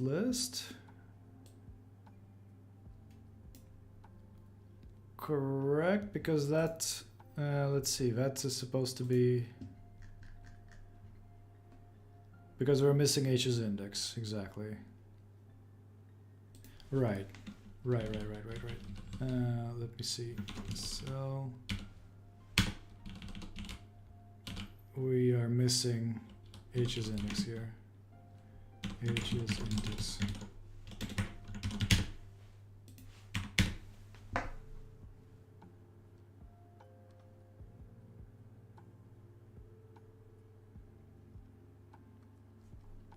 Voila!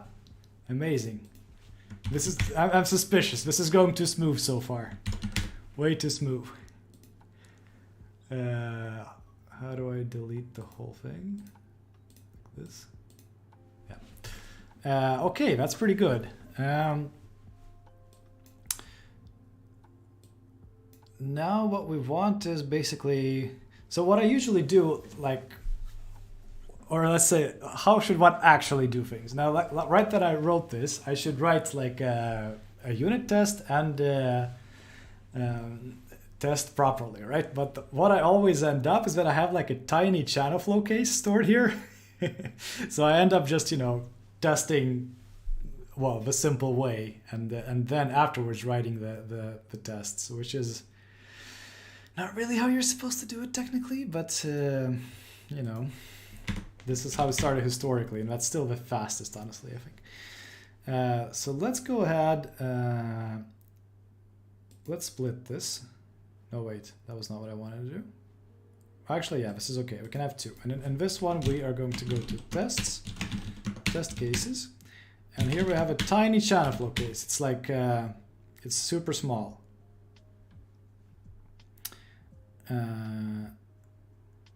Is basically just a box with some cells. We're not really interested in, we're just interested in testing if algorithm work. Right, so let's look at 0 new t. This is where all the setup goes. So yeah, this is fine. This is, or actually, right, we want something with, this is the only model which is using multi-cell sampling. It's not really ready, but it's there, like a prototype. So we can use this car wall model. And I completely forgot what's supposed to be. We try this, okay. Ooh, some artifacts here. What's that? But okay. Selffinder type tree. Yeah, that's exactly what we want. Triple H is index. Okay, let's say false. And all of that we don't need, right? Value la la la la. And this is for ODUL models. Yeah, this looks decent. Do I have a mesh? Let's just construct a mesh in case I don't have it. And I don't remember what the, yeah, right, we also need to check what's in H. 0.11. I don't actually remember. Yeah, let's look first at block mesh. Is it a constant still? I should move this to system, honestly. Let's see. Okay, so I have now 5 cells along the Y direction. So each cell is 0.2. So why don't we say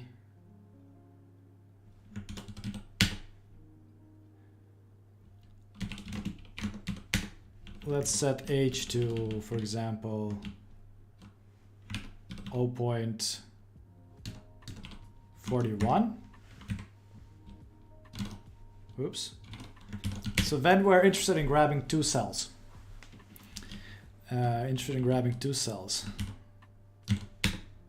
right, now watch this crash, guys. It's gonna crash.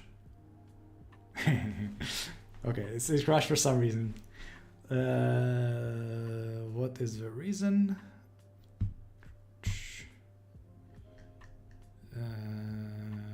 It does not find LSQR. Oh, hold on a second. This can actually be somewhat of an issue. Because I think the LSQR is on a different branch.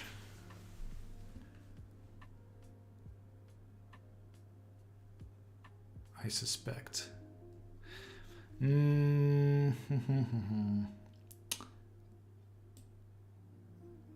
Can we test somehow without it? We probably can. Let's just add some. Let's look at. So the LSQR wall model was the only model which actually uses multiple lines. So we need to force another wall model to try to do that instead. Let's look at this one. This is just normal law of a wall. Let's see where it creates the sampler.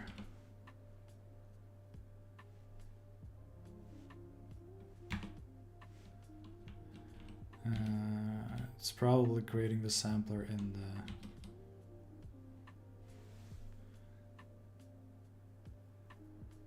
Yes, in the constructors.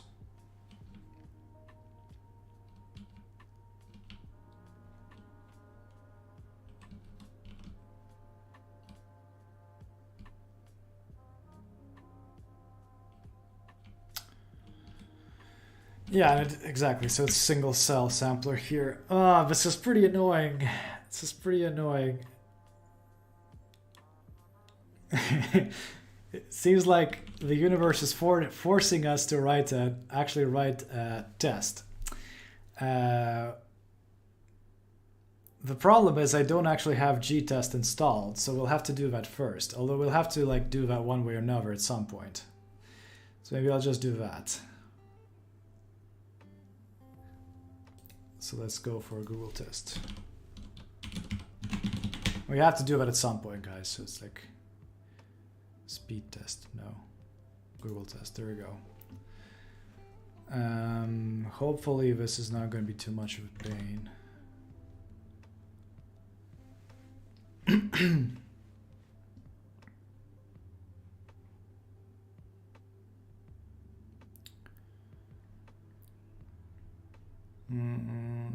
Build systems. It was pretty easy to do this, but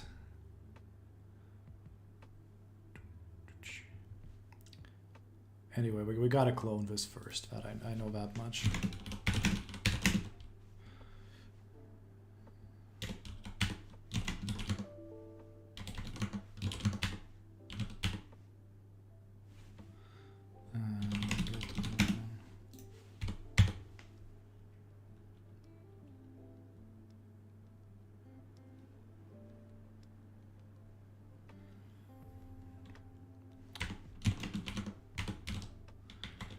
And this is built with CMake, I'm pretty sure.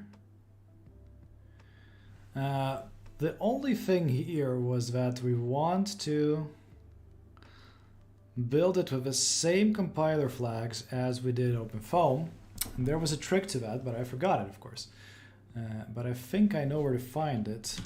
No, not just gitlab.com.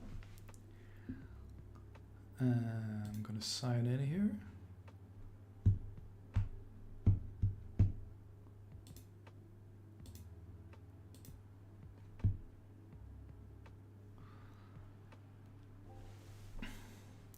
This, by the way, GitLab and Chalmers Marine Technology, this is a repository or like a group of repositories which we established doing my postdoc at Chalmers. Actually, the library is mirrored here as well. There's also other stuff, so you might want to take a small look at this one when you have the time.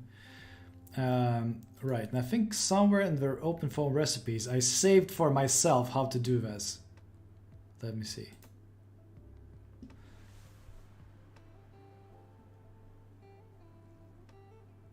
Clone. So far, so good.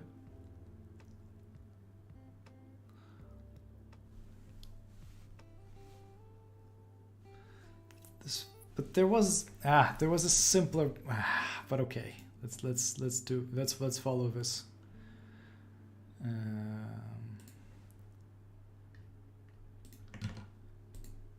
Let's just clone this. Let's just clone this, guys.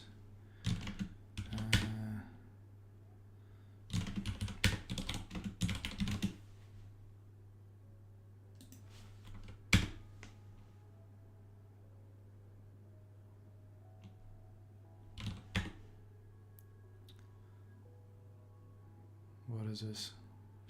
Is it closed? Maybe it's closed. In that case, let's do this. Extremely sneaky.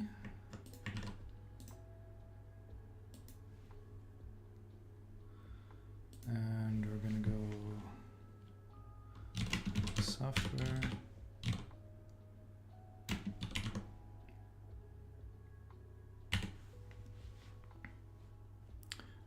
Where should we put that, by the way? Does it say in the instructions?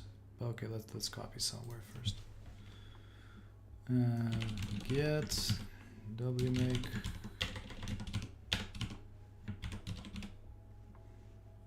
file flags options. Okay, options apply. Set based, and let's try to just it's just like this, right? Okay.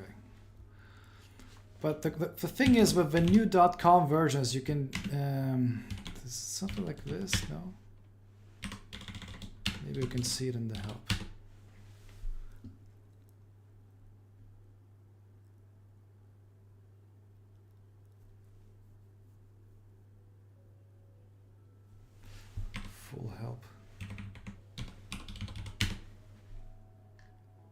what was it? Wasn't it full? Helpful. Helpful. Ah, there we have it. There we have it, guys. Show CXX flags.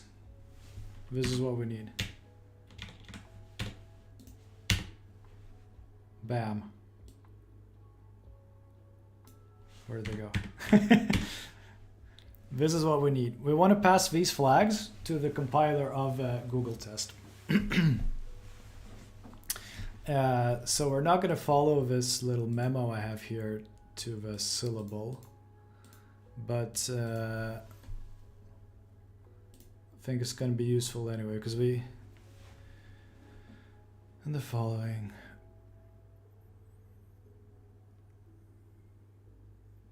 exactly. So now we just need to find this. So we go to Google test. And now CMake lists. And now add the following just above CXX library. Is this it? Yeah, this is it. Okay. So let's copy this. And now we set paste. There we go. But now we're not going to have this. Instead, I wonder if we need quotes here though. Probably need quotes, but I don't know which quotes.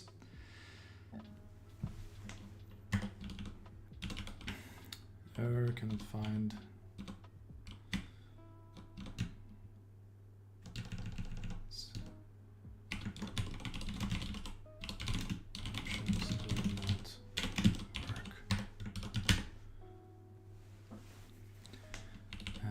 But in any case, we want WMake. And what was it, guys? Show dash CXX flags. Oops. Show dash CXX flags. Maybe this is fine actually. Let's just try this.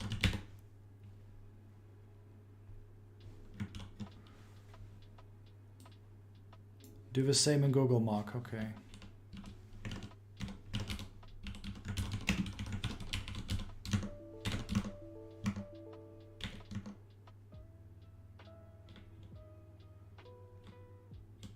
Wait. No.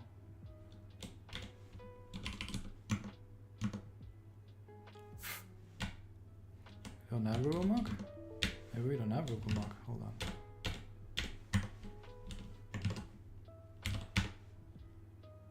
We do.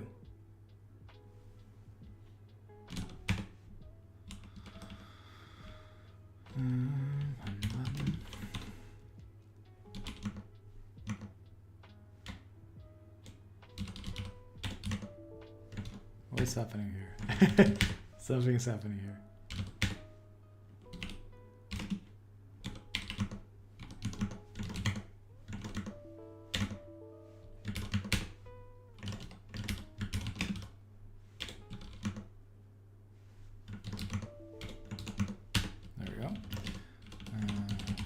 WMake, you search for CXX library. Is it this? Probably here.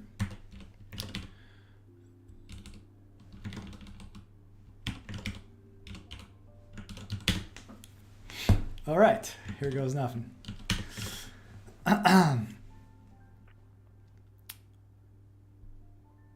Create a build directly inside Google test with make dir.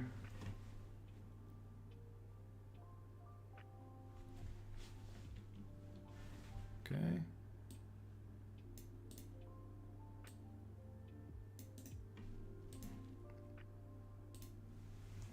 Oh, Gotta straighten my neck. And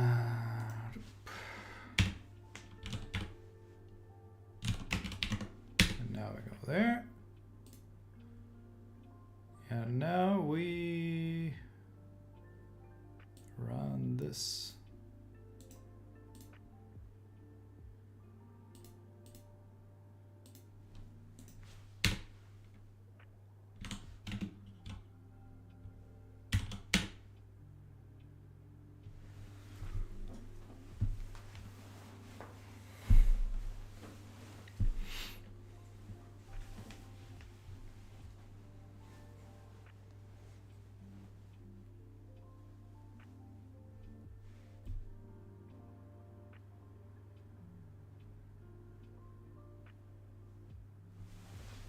No errors. Impossible. Okay, I'll take it. I guess that's it then, right? You just run make. Make. Oh, I should run with -j. -j uses all processors.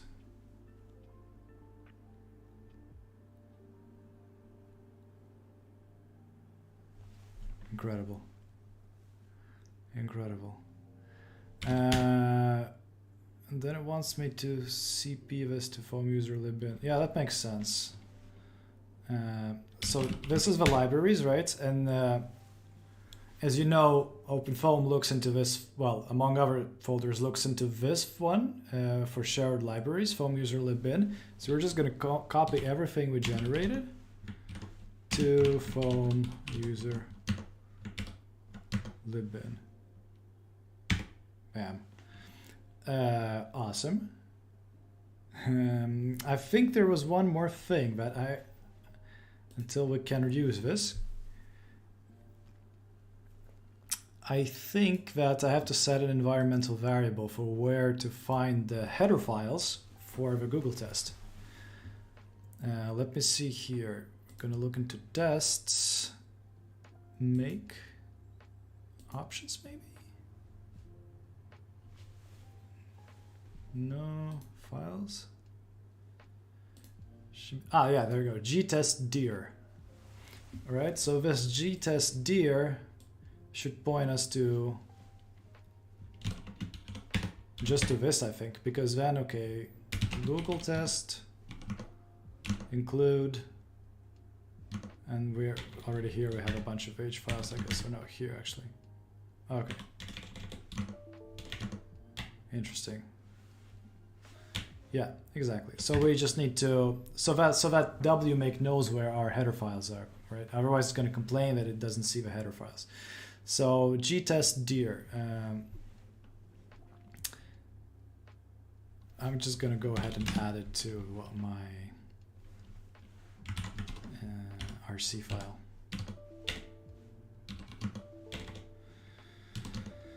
There we go.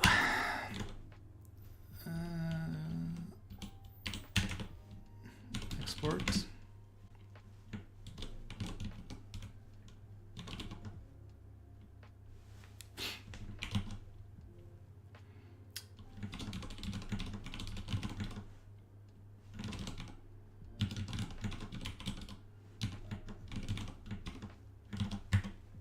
Do I need this or not? Probably not. Let's do that. And now we have to rerun this one.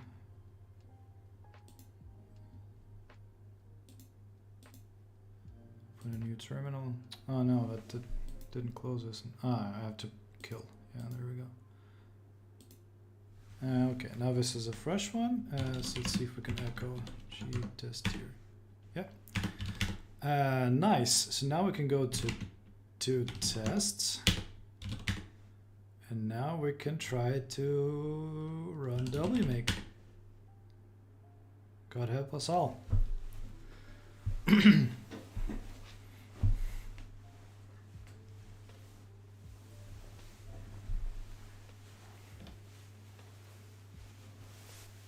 A little stretcher while this runs, guys. Oh, jeez. Excuse It's getting a little warm in here. I'm gonna open the door. It's getting really stuffed in here. Hold on.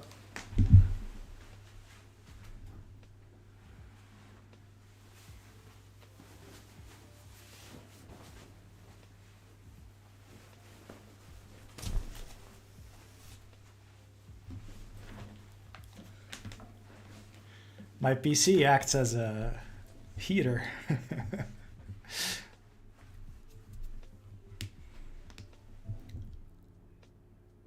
Well, it's compiling already, so I mean most of the stuff, so that means we have actually succeeded. This is going to take a little while maybe because we are going to... This compiles all the tests and there's quite a bit of files.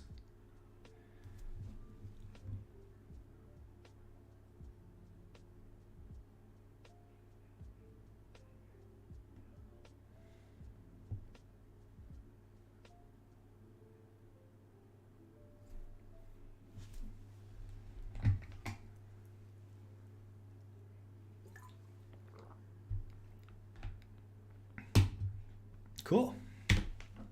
Let's try to run, I guess. Crashes directly. Okay, yeah, but I actually did run some tests.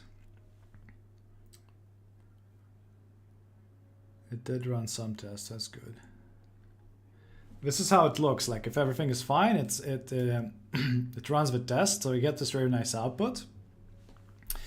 And then, I mean, if it well, actually, this is not how it looks if a test failed. So if a test failed, it's gonna like write here that the test has failed. This is something different. It simply could not execute some kind of shell command here. Not sure what this is. Can I find file? Test. Yeah. Why didn't it find this? It should have found this.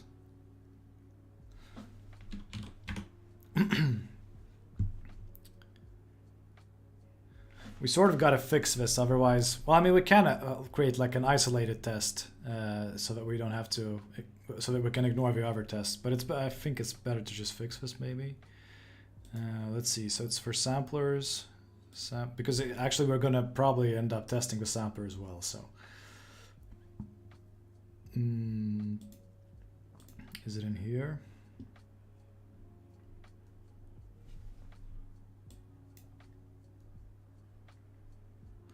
Yeah, these are a bit tricky because it's a base class. Yeah, so I guess it's this one, right?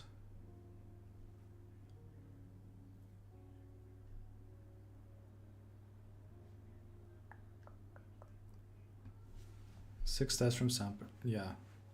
Full constructor is this one.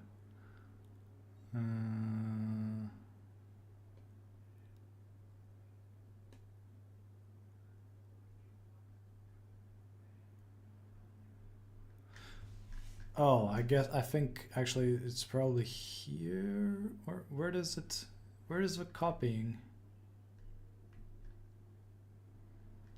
Somewhere I'm running like, what is happening here, guys, is that, so in order to run the test, I actually need a case, right? I need some case files so that we have a mesh, etc., etc.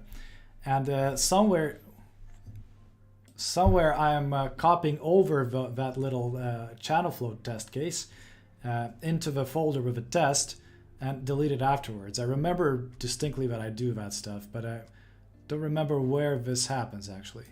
Maybe if we can just search for C, not there, just search for CP. No. Happens somewhere.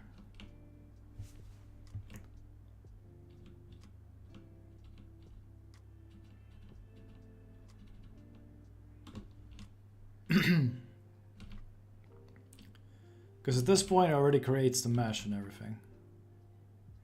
And the time directory. So this, with these, it's inside the test. It seems like it already sees. Is it either inside this dummy or?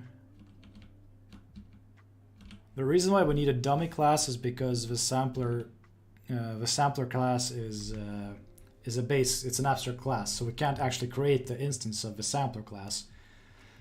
Which means we can't really test it, right? If you can't create an object, it's really difficult to test. So what we do is like we create a dummy sampler which is not an abstract object anymore, but it allows us to test the base class. So that's the idea here. But that's not the issue here. So where is the CP? I'm annoyed. It's been a while since I looked at this, of course. Maybe it's test compilation. No, it's a different thing.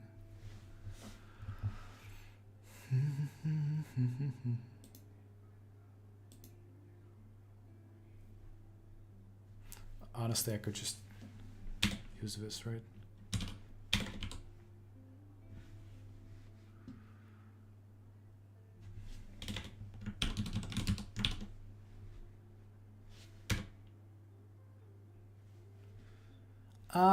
It's a fixture. Of course it's a fixture. It's a yeah, there it is. Right, this is the gist of the issue, guys. So here's the thing. So a fixture, I don't know if you're not familiar with unit testing. So a fixture is basically a package of actions which you want to perform before you run a particular test.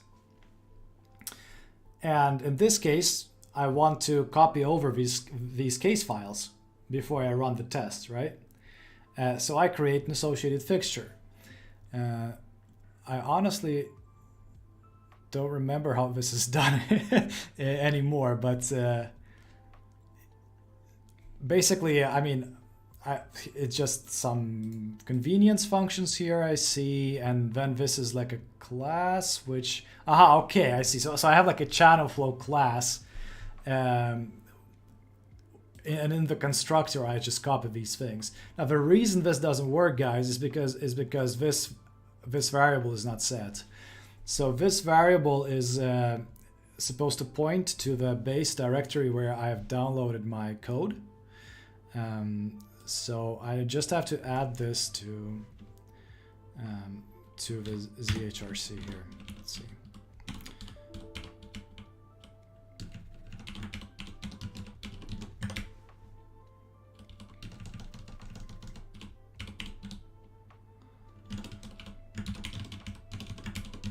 I think it's like this.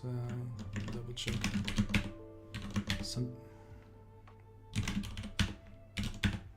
No, it's actually, I was lazy. It's not capitalized.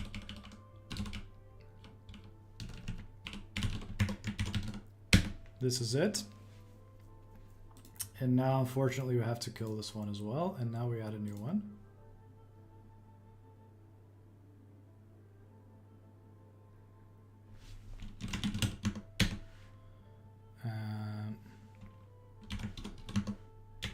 What was it, test runner?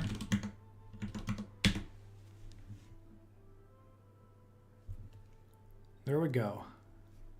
So now some stuff is failing, which is pretty fun. But this is generally how it looks, guys. So I'm a little concerned with things failing, but not as much as with things not working altogether. So as you can see, there's actually a bunch of tests written.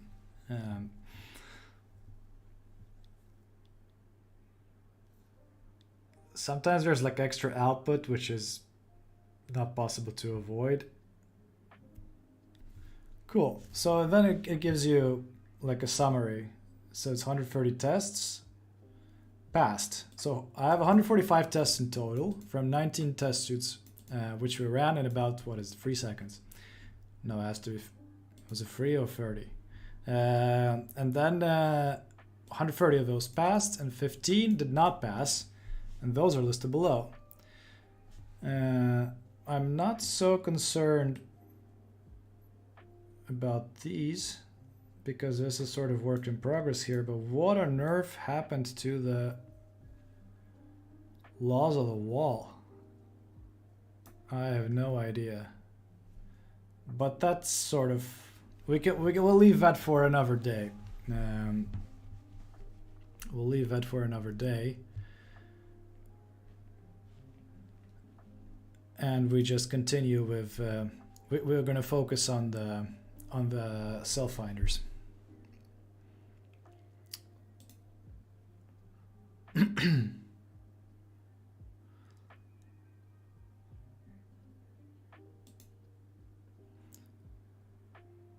And so this runner, it runs all the tests as you saw, guys, but I also have separate executables for running just particular sets of tests.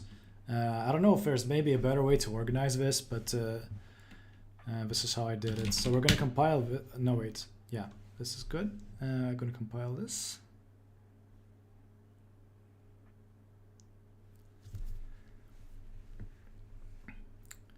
And this is only going to have tests for the Selffinders. Good. And now we can run this.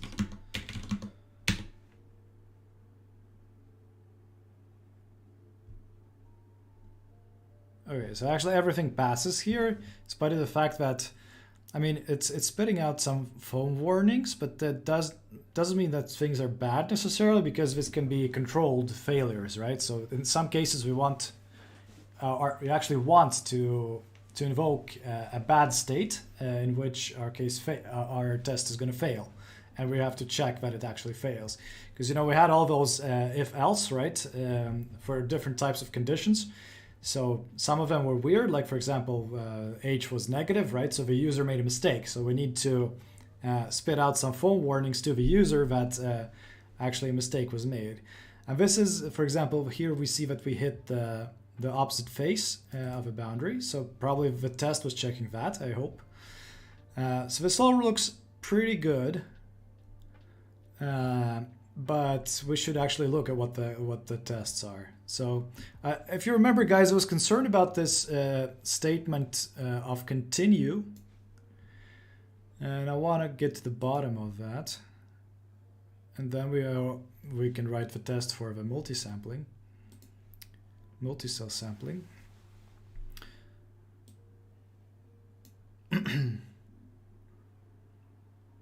This terminal doesn't work that. I mean, look, resets the output completely. But you gotta agree, it's pretty neat, right, to get this kind of structured output from a test. There's a really big satisfaction when everything is green and you run 145 tests and everything is green. You're like, yes. And is it 100% coverage? No. But there's a sense of security in that, which I really like. So what do we have here? Right, this is how we use our channel flow fixture. So we derive our test from the channel flow, which means that when we run the constructor for this, it's also going to run the constructor for the base class, guys. So that means that it's going to copy over the files. And probably the destructor in this one deletes the files. Let's just check. That's how it should work, I guess. Where are those fixtures, by the way?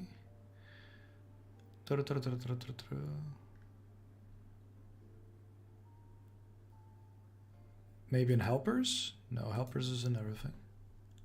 Maybe in tests.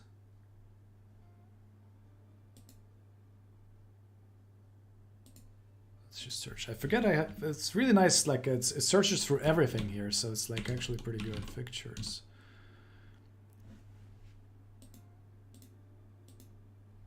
Fixtures H. But I want actually fixture C.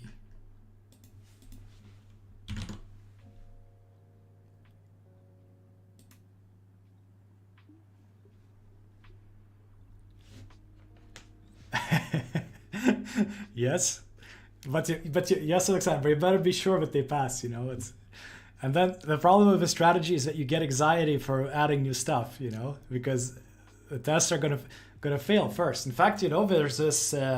How is it called? Test-driven development, right? And then in test-driven development, the idea is that you have to make yourself feel depressed first, by which I mean that you start by running a test, which then fails. And then you add the functionality to your code so that the test passes. So you fix a bug, which is pretty cool, but I've never gone down to that. It seems like a really cool strategy, but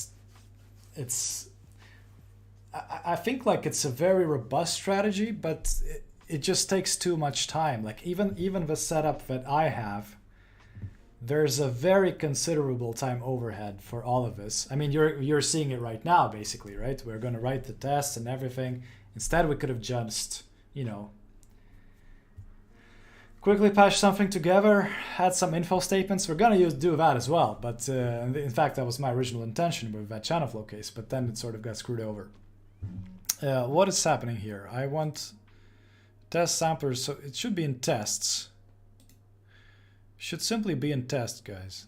Let's see. There it is. It's just in the root, which is pretty ugly now that I see it, but it doesn't matter. So there are just some convenience functions to use in the tests, like create wall model subregistry, la la la. It's just the stuff that you sort of have to do in many tests, like creating a mesh so you don't pollute, because it's already a bunch of lines in the tests.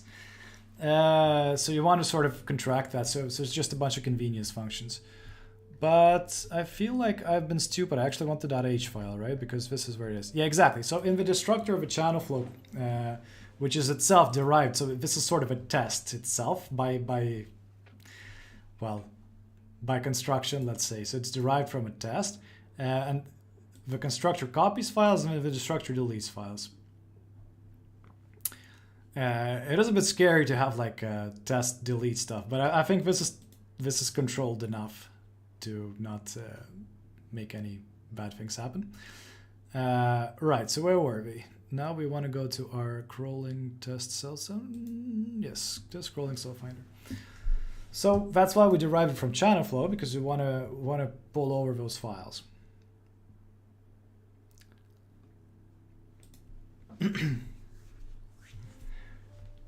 No writing unit tests at all for small projects. Yeah, I mean, I think most people are guilty of that. It is a bit of a hassle after all.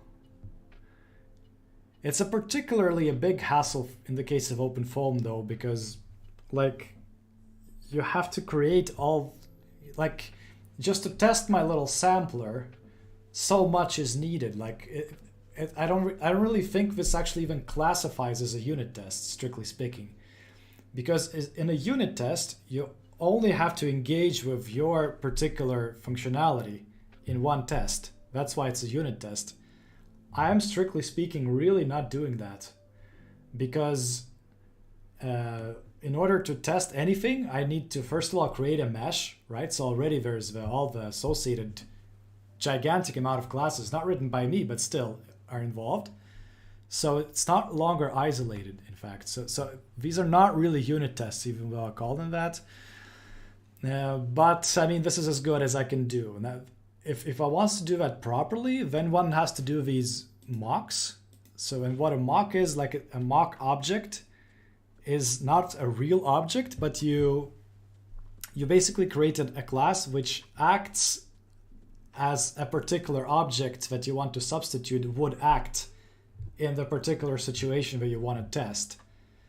So for example, I would have to like mock the mesh, the FV mesh object, so that it still has all the functions that the real FV mesh object has, but I override some particular functions so that they return the particular stuff I want for this particular test.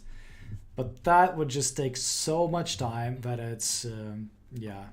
So I have to simply settle for this. So it's not really, strictly speaking, unit tests. All right, let's see, guys. So what do we have here? So first is just some constructors here. Testing the constructor.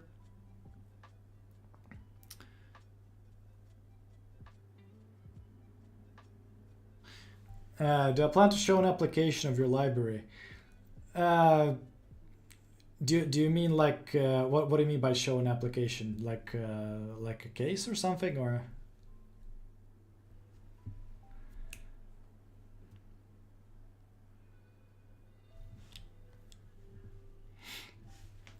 Let's see. Create sampling height field. So I think this is all fine. I mean, this is just to test the constructor. This is not particularly interesting.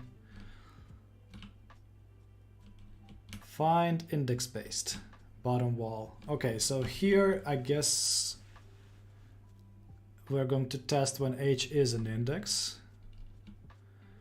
Create mesh, create a. So this just creates the h field, guys. This function create sampling height field. This just create h. So we grab h. We grab the patch. We construct the finder from the patch. Then we create our index list, which is going to actually be in the sampler, but here we can just create an object. Right. So now we set h to 1. So what we're expecting in this test is that so the index is 1, which means that it's the wall adjacent cell, guys, right? So this is what we're expecting. And now we call find cell indices. And now, exactly. So now we go through all the indices and we look into the cell centers, and we know for this particular case that the location of this one is 0.1 the height. So we know that this is 0.1 because we know how the mesh is constructed. And we check that for everything. And now we change to this h to 2, so a different value. So now instead we're going to expect to return this cell. And we rerun this find cell indices. And now, of course, we're expecting 0.3, right? So because this size is 0.2, the cell is 0.2, so this is going to be 0.3. And we test that. Pretty neat. And finally 10. So 10 should be the last cell in this case. I guess why not? So 1.9. Yeah, so this looks like a very reasonable test. And in this case, so the channel flow, we have like 2 walls. It's exactly like here, but instead of 3 cells, we have 10 cells.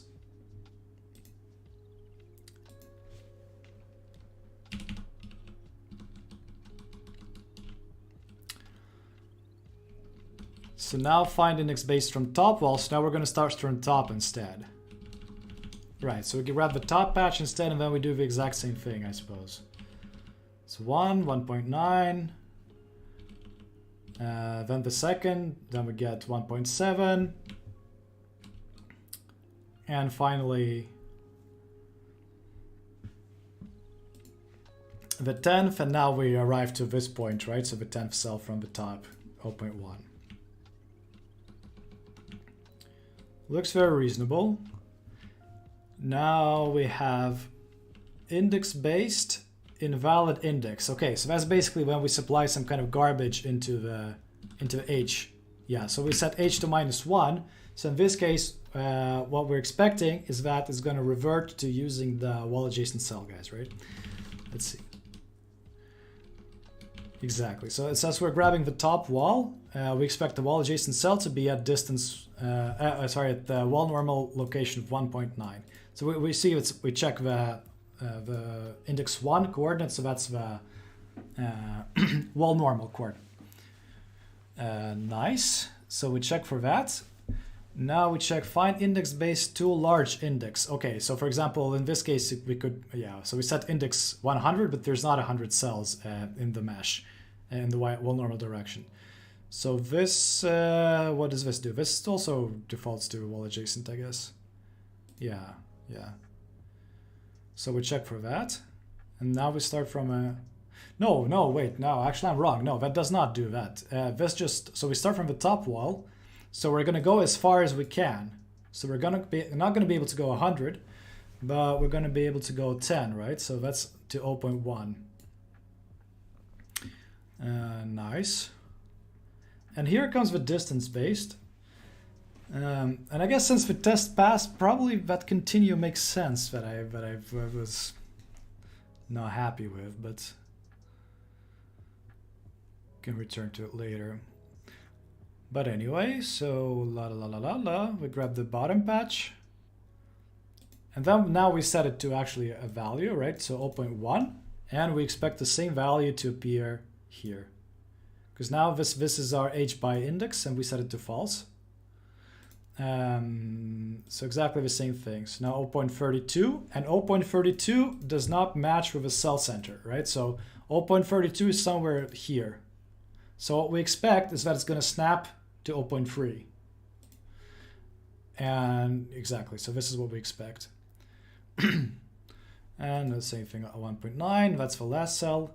And then I guess it's exactly the same test, but starting from the top instead. So I guess we can just skip that. Looks very reasonable. Now invalid distance, so for example distance negative, then we expect to snap to the wall adjacent cell, very good. Zero distance, this is a little bit special because yeah, 0 is actually a valid input. That's like a shortcut for just grab the wall adjacent cell. So if it is 0, we just grab the wall adjacent cell. So distance 0.1. And finally distance to large. So we set 10, so we're somewhere outside. What does it do then? Yeah, then we expect it to grab the... Really, 1 point... How does that work? Ah, yeah, right, this is the crawling one, yeah. So with the crawling one, this works, actually. So this is the difference between the crawling sampler and the tree sampler. Because for the tree sampler, what's going to happen is it's going to say, okay, look, this point is outside the domain. So yeah, I don't know what to do about that. It's not like it's going to find this cell somehow. So it's going to say, yeah, I couldn't find this one. So you just have to revert to the default. So you have to go stick with this point instead. But with the crawling cell sampler, it's actually a bit different. So it will crawl as long as it can crawl until it reaches the distance or something else bad happens. And then it will just take the final one. So it will sort of get it.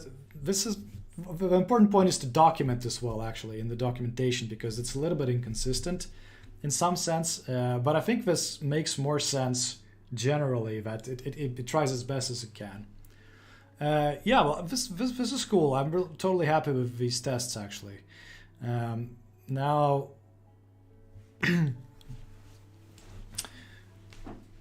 Now what we want to, well, yeah, so either we start testing the multi-sampling thing, or we just satisfy my curiosity for why this continue here is a good decision.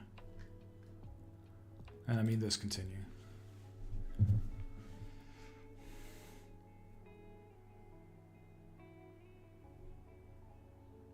You know what? Let's write a test instead, because I think I want to wrap it up in about 20 minutes. It'll be like 3 hours, which I think is a good timing.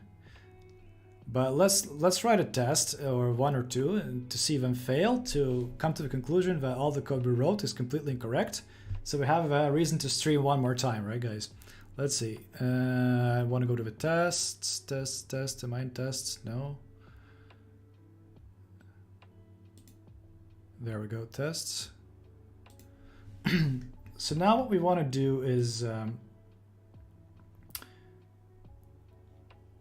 copy one of these. Let's, for example, this one.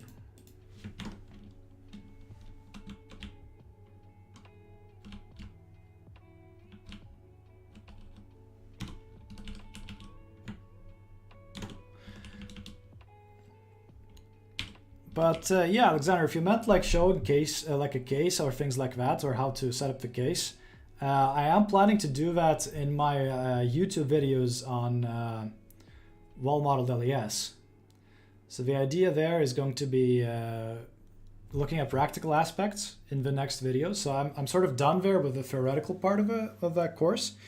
And what's left now is looking at the practical stuff, and it's definitely going to involve well, installing this library first of all, but also looking at some different test case setups. Or not test case, just case setups, sorry. Anyway, so yeah, okay, so fine, index-based. Let's just prefix this with multi-cell.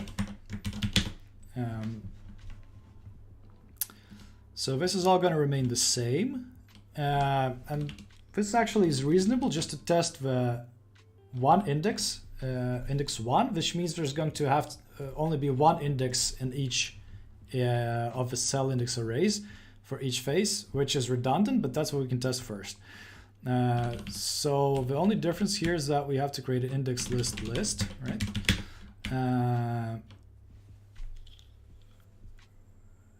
And I guess that's just it. So we pass that. And we hope for the best. This we start small. I'm going to delete these.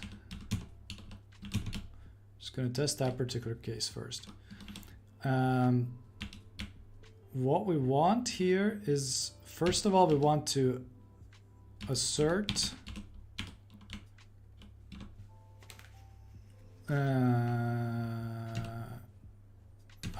equal that the size of each list is 1, right? Because we expect only one value.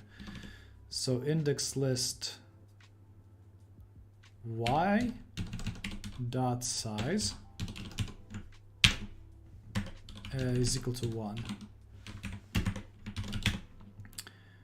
And then we want to look at the first, it looks at C here. Right, so we want to look at the, this is a little tricky. So the if and then the first element, so the 0, sorry, element in the list, and then we put that into the array of cell centers, and we'll look at the y value, so index 1. And then that should be 0.1, something like that. Let's try that.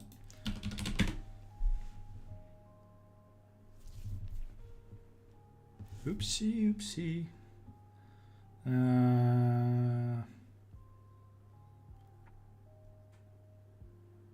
Index list was not declared.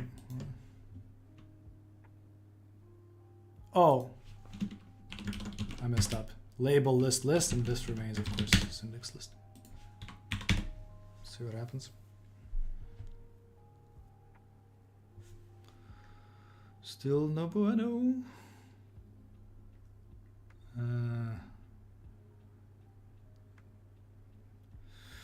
No, starts with good stuff. Figure out, because like all of these macros, all of these are macros, I think, so that means that the error expressions are absolutely horrible. Okay, you know what? Let's start. No, wait, that's supposed to comment things. No, wait, how do I comment? Control Shift 7? No, let's remember. It was some kind of awkward toggle. Shift Alt A, really? Shift Alt A. No, that did not work well. Wait, oh wait, you put it here. Why did you put it there? Okay, that's better. Still not very good, but better, I guess. Okay, whatever. So we start small, and we remove the assertions.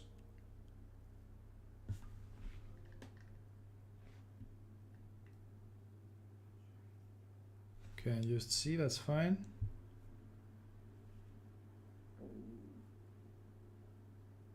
Here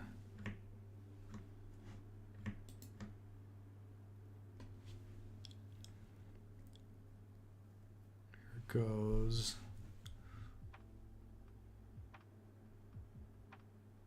I mean, I don't have to have 0 there, honestly. But what's this distance int? What is it talking about?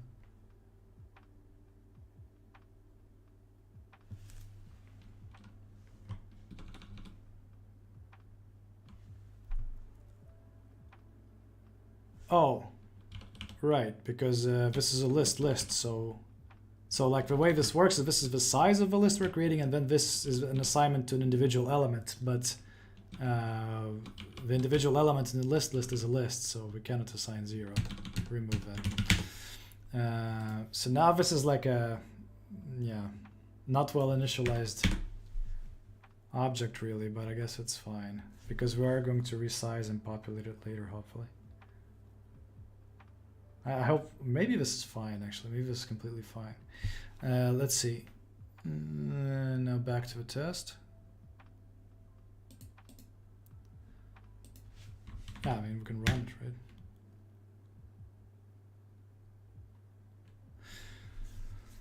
right? one should be actually able to run like one test from all this test, like by passing a command line, but somehow that never worked for me in this particular combination of Google test and OpenFOAM.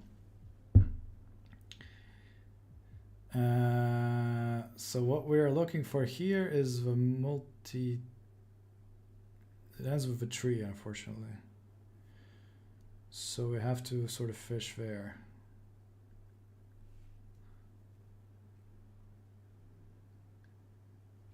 It should be the last one, right?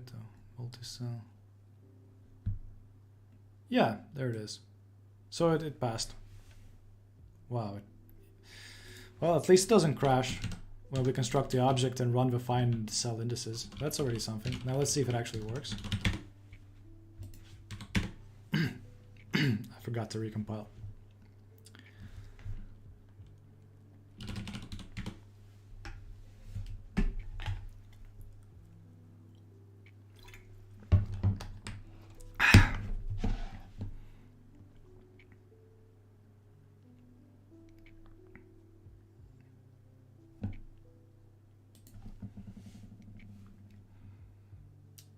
Gotta be careful here. C, no, I don't need C here. I just need the size of the index, yeah. Size of a list for the index.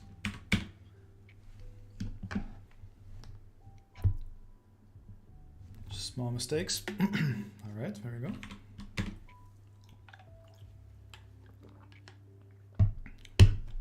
Guys, it passes. It passes. There's no failures, so you had to ask fast. All right. Okay, this was not the most exciting test case, but still, it's, I mean, it passes. All right. Let's now actually do something more interesting. And first, we're going to do this. Because this actually tested only a very small portion of the code. Because as soon as if you remember the way the code was, as soon as it detects that the h is equal to 1, it defaults to this special, it's a special case, so it just defaults to that immediately. So this only tests a very, very small portion of the code. All right, so let's see now. So now we have 2.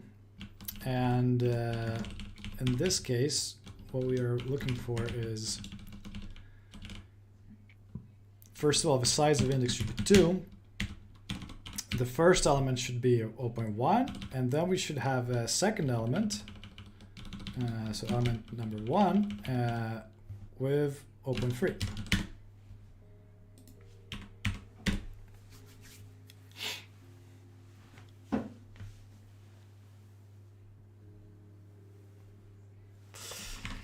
There's none.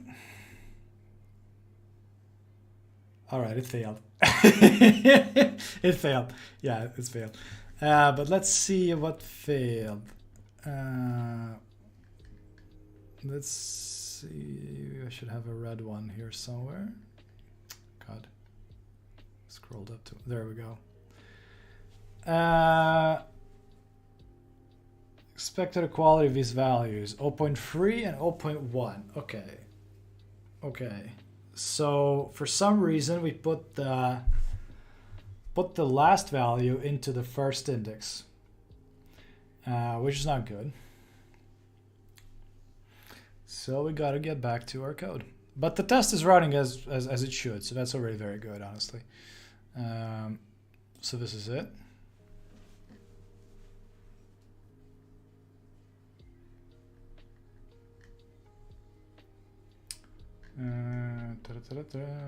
No, wait, it went too high. This is it. This is our guy. So let's see. So now we are following the h is index branch, and h in particular is 2 in that test. So let's just see what happens. We just can follow here. So this is all just preliminary stuff. Then we write this. It's fine. Now h is index. So now we round the number of layers to. So first of all, yeah, the number of indices was correct. That actually passed. So the size of a list was correct, which is good, but the values were incorrect. So it seems like this works pretty well. We computed on layers properly. Then this is negative, This is also negative. So this is not run. So this is also not run because h is an index. So here we just compute n layers, and that's the only thing we do. And now we set the size. So yeah, this worked well. So that's good. And the values are minus. This is also interesting, guys. So we set the size to n layers in each list, and then we set the values to -1 as some kind of a default invalid value because the indices all start with 0, right?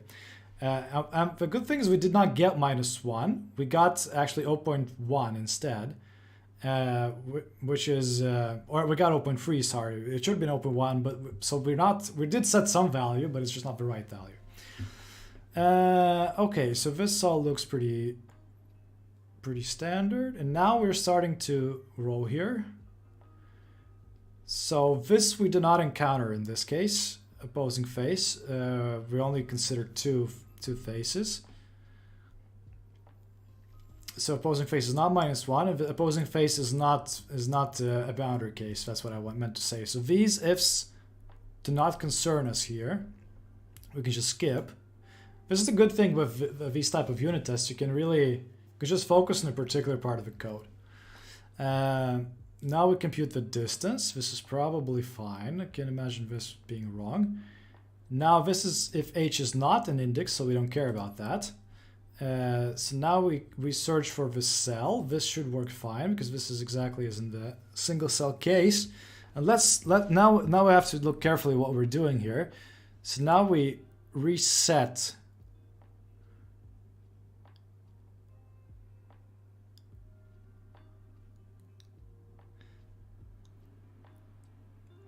and just one second. This is where we run through the layers. Yeah, this is the mistake, guys. So in this case, we also have to assign the values to the index list here as well, because this is the loop where we go for the layers, right? So in this loop, we have to actually assign on each iteration. This is different from when we had just a single sampling from a single cell. We're just searching for a single cell. Then we could just assign after we're done, which is what we do here. But here we have to assign the different items in the list as we go. So let's see. So before we do this,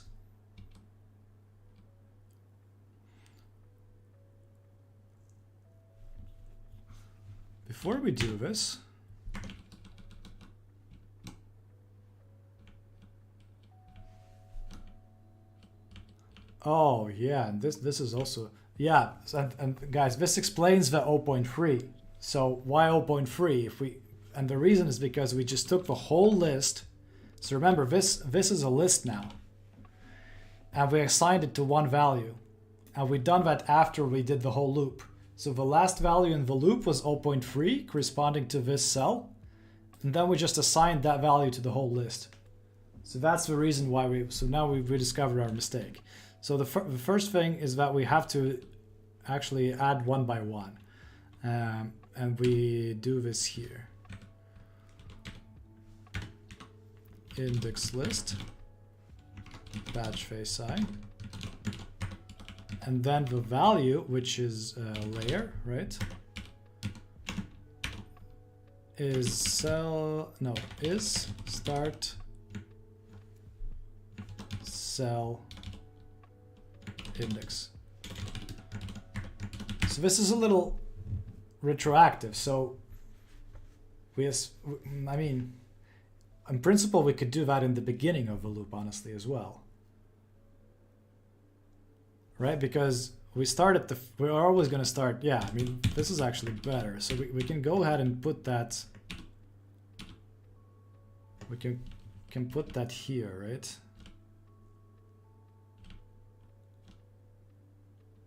Because we're starting at a particular cell, and that's always going to be, so we started, the first thing in the index is going to be this cell, then we are going to switch to the next cell and assign that. I think this makes sense.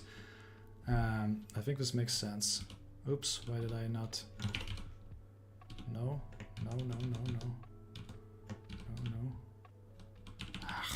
There it is.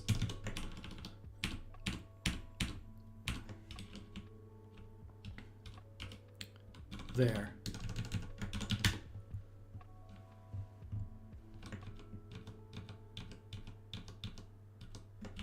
And then we change.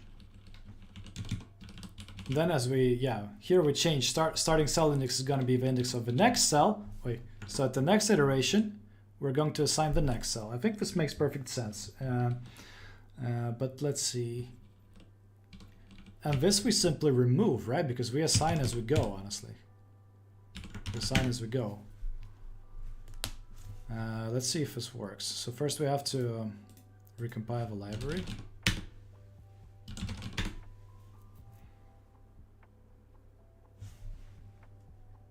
Wait, where are we?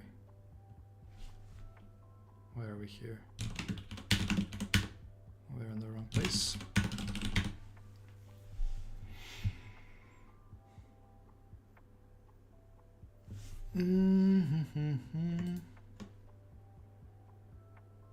Oh wait, no, I went up too much. I meant this. Alright, here somewhere. In this loop. This is the loop where we go for the layers.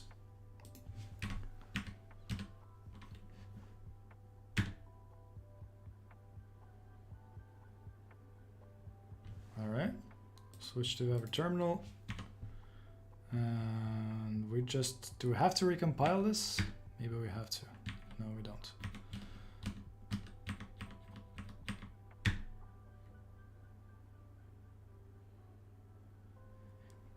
Still same thing. So close. There it goes. Which is 0. Boop, boop, boop, boop. Why is it 0?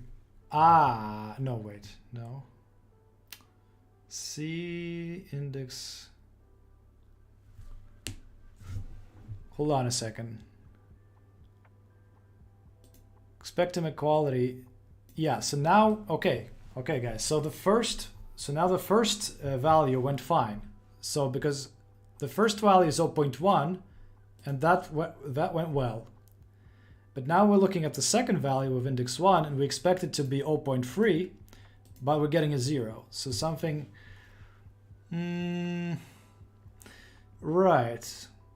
Right, that makes sense, because the last value is actually never going to be assigned in this case, because we have the first loop iteration, and then we assign the first one. No, wait, but it should work, no? Hold on. So, and layers should be 2. So we're doing one loop here, 2 loops. For layer 0 and layer 1.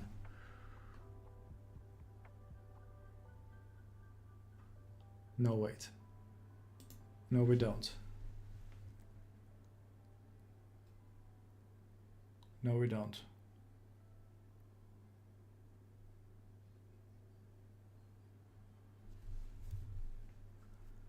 No, we don't. Because and layers is 2, so 2 minus 1 is 1, layer less than 1. So it's only value 0. So it's gonna only do one loop of this.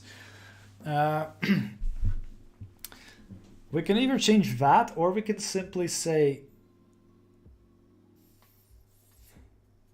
or we can simply handle the last case separately. The case of a last cell separately. I feel like that might be easier.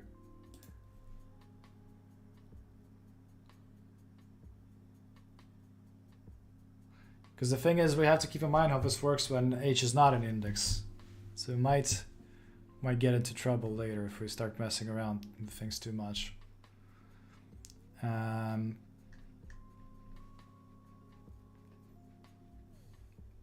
So let's try this. I mean, maybe that's not.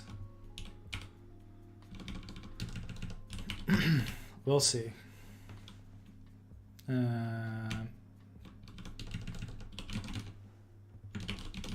is it called? This layer counter. Layer counter.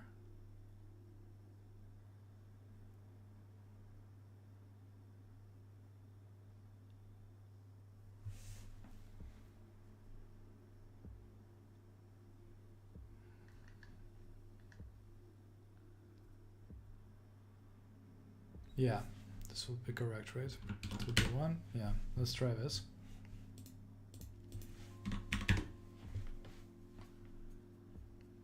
What are we even listening to now? 3 a.m. study session. Okay, not quite that harsh, but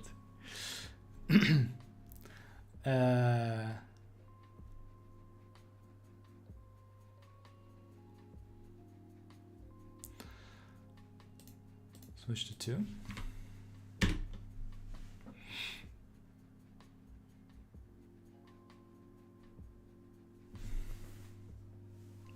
Victory. It's major success, guys. All right, guys. I mean, I think this is a good like place to put a semicolon. Like we put in some code. I don't think it quite works yet, to be honest. But I think this has been a good run, like 3 hours and a bit.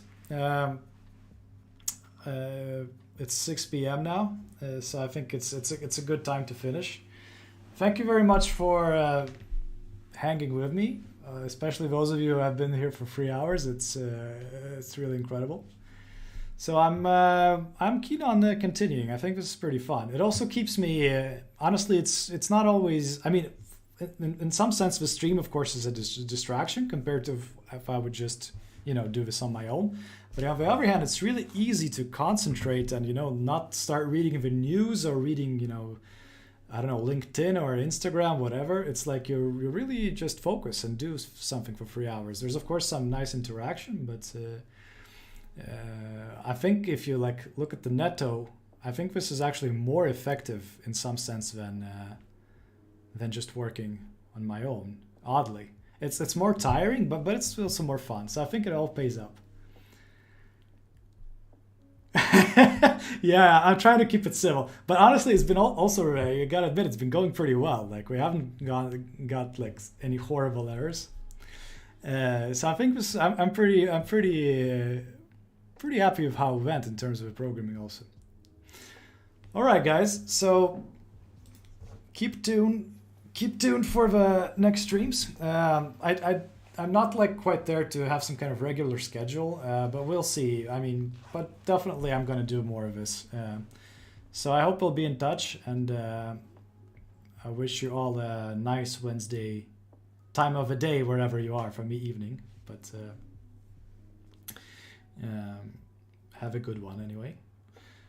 What else I like about stream is that you can kind of work with others. Yeah, that's true, especially with the work at home situation and things like that.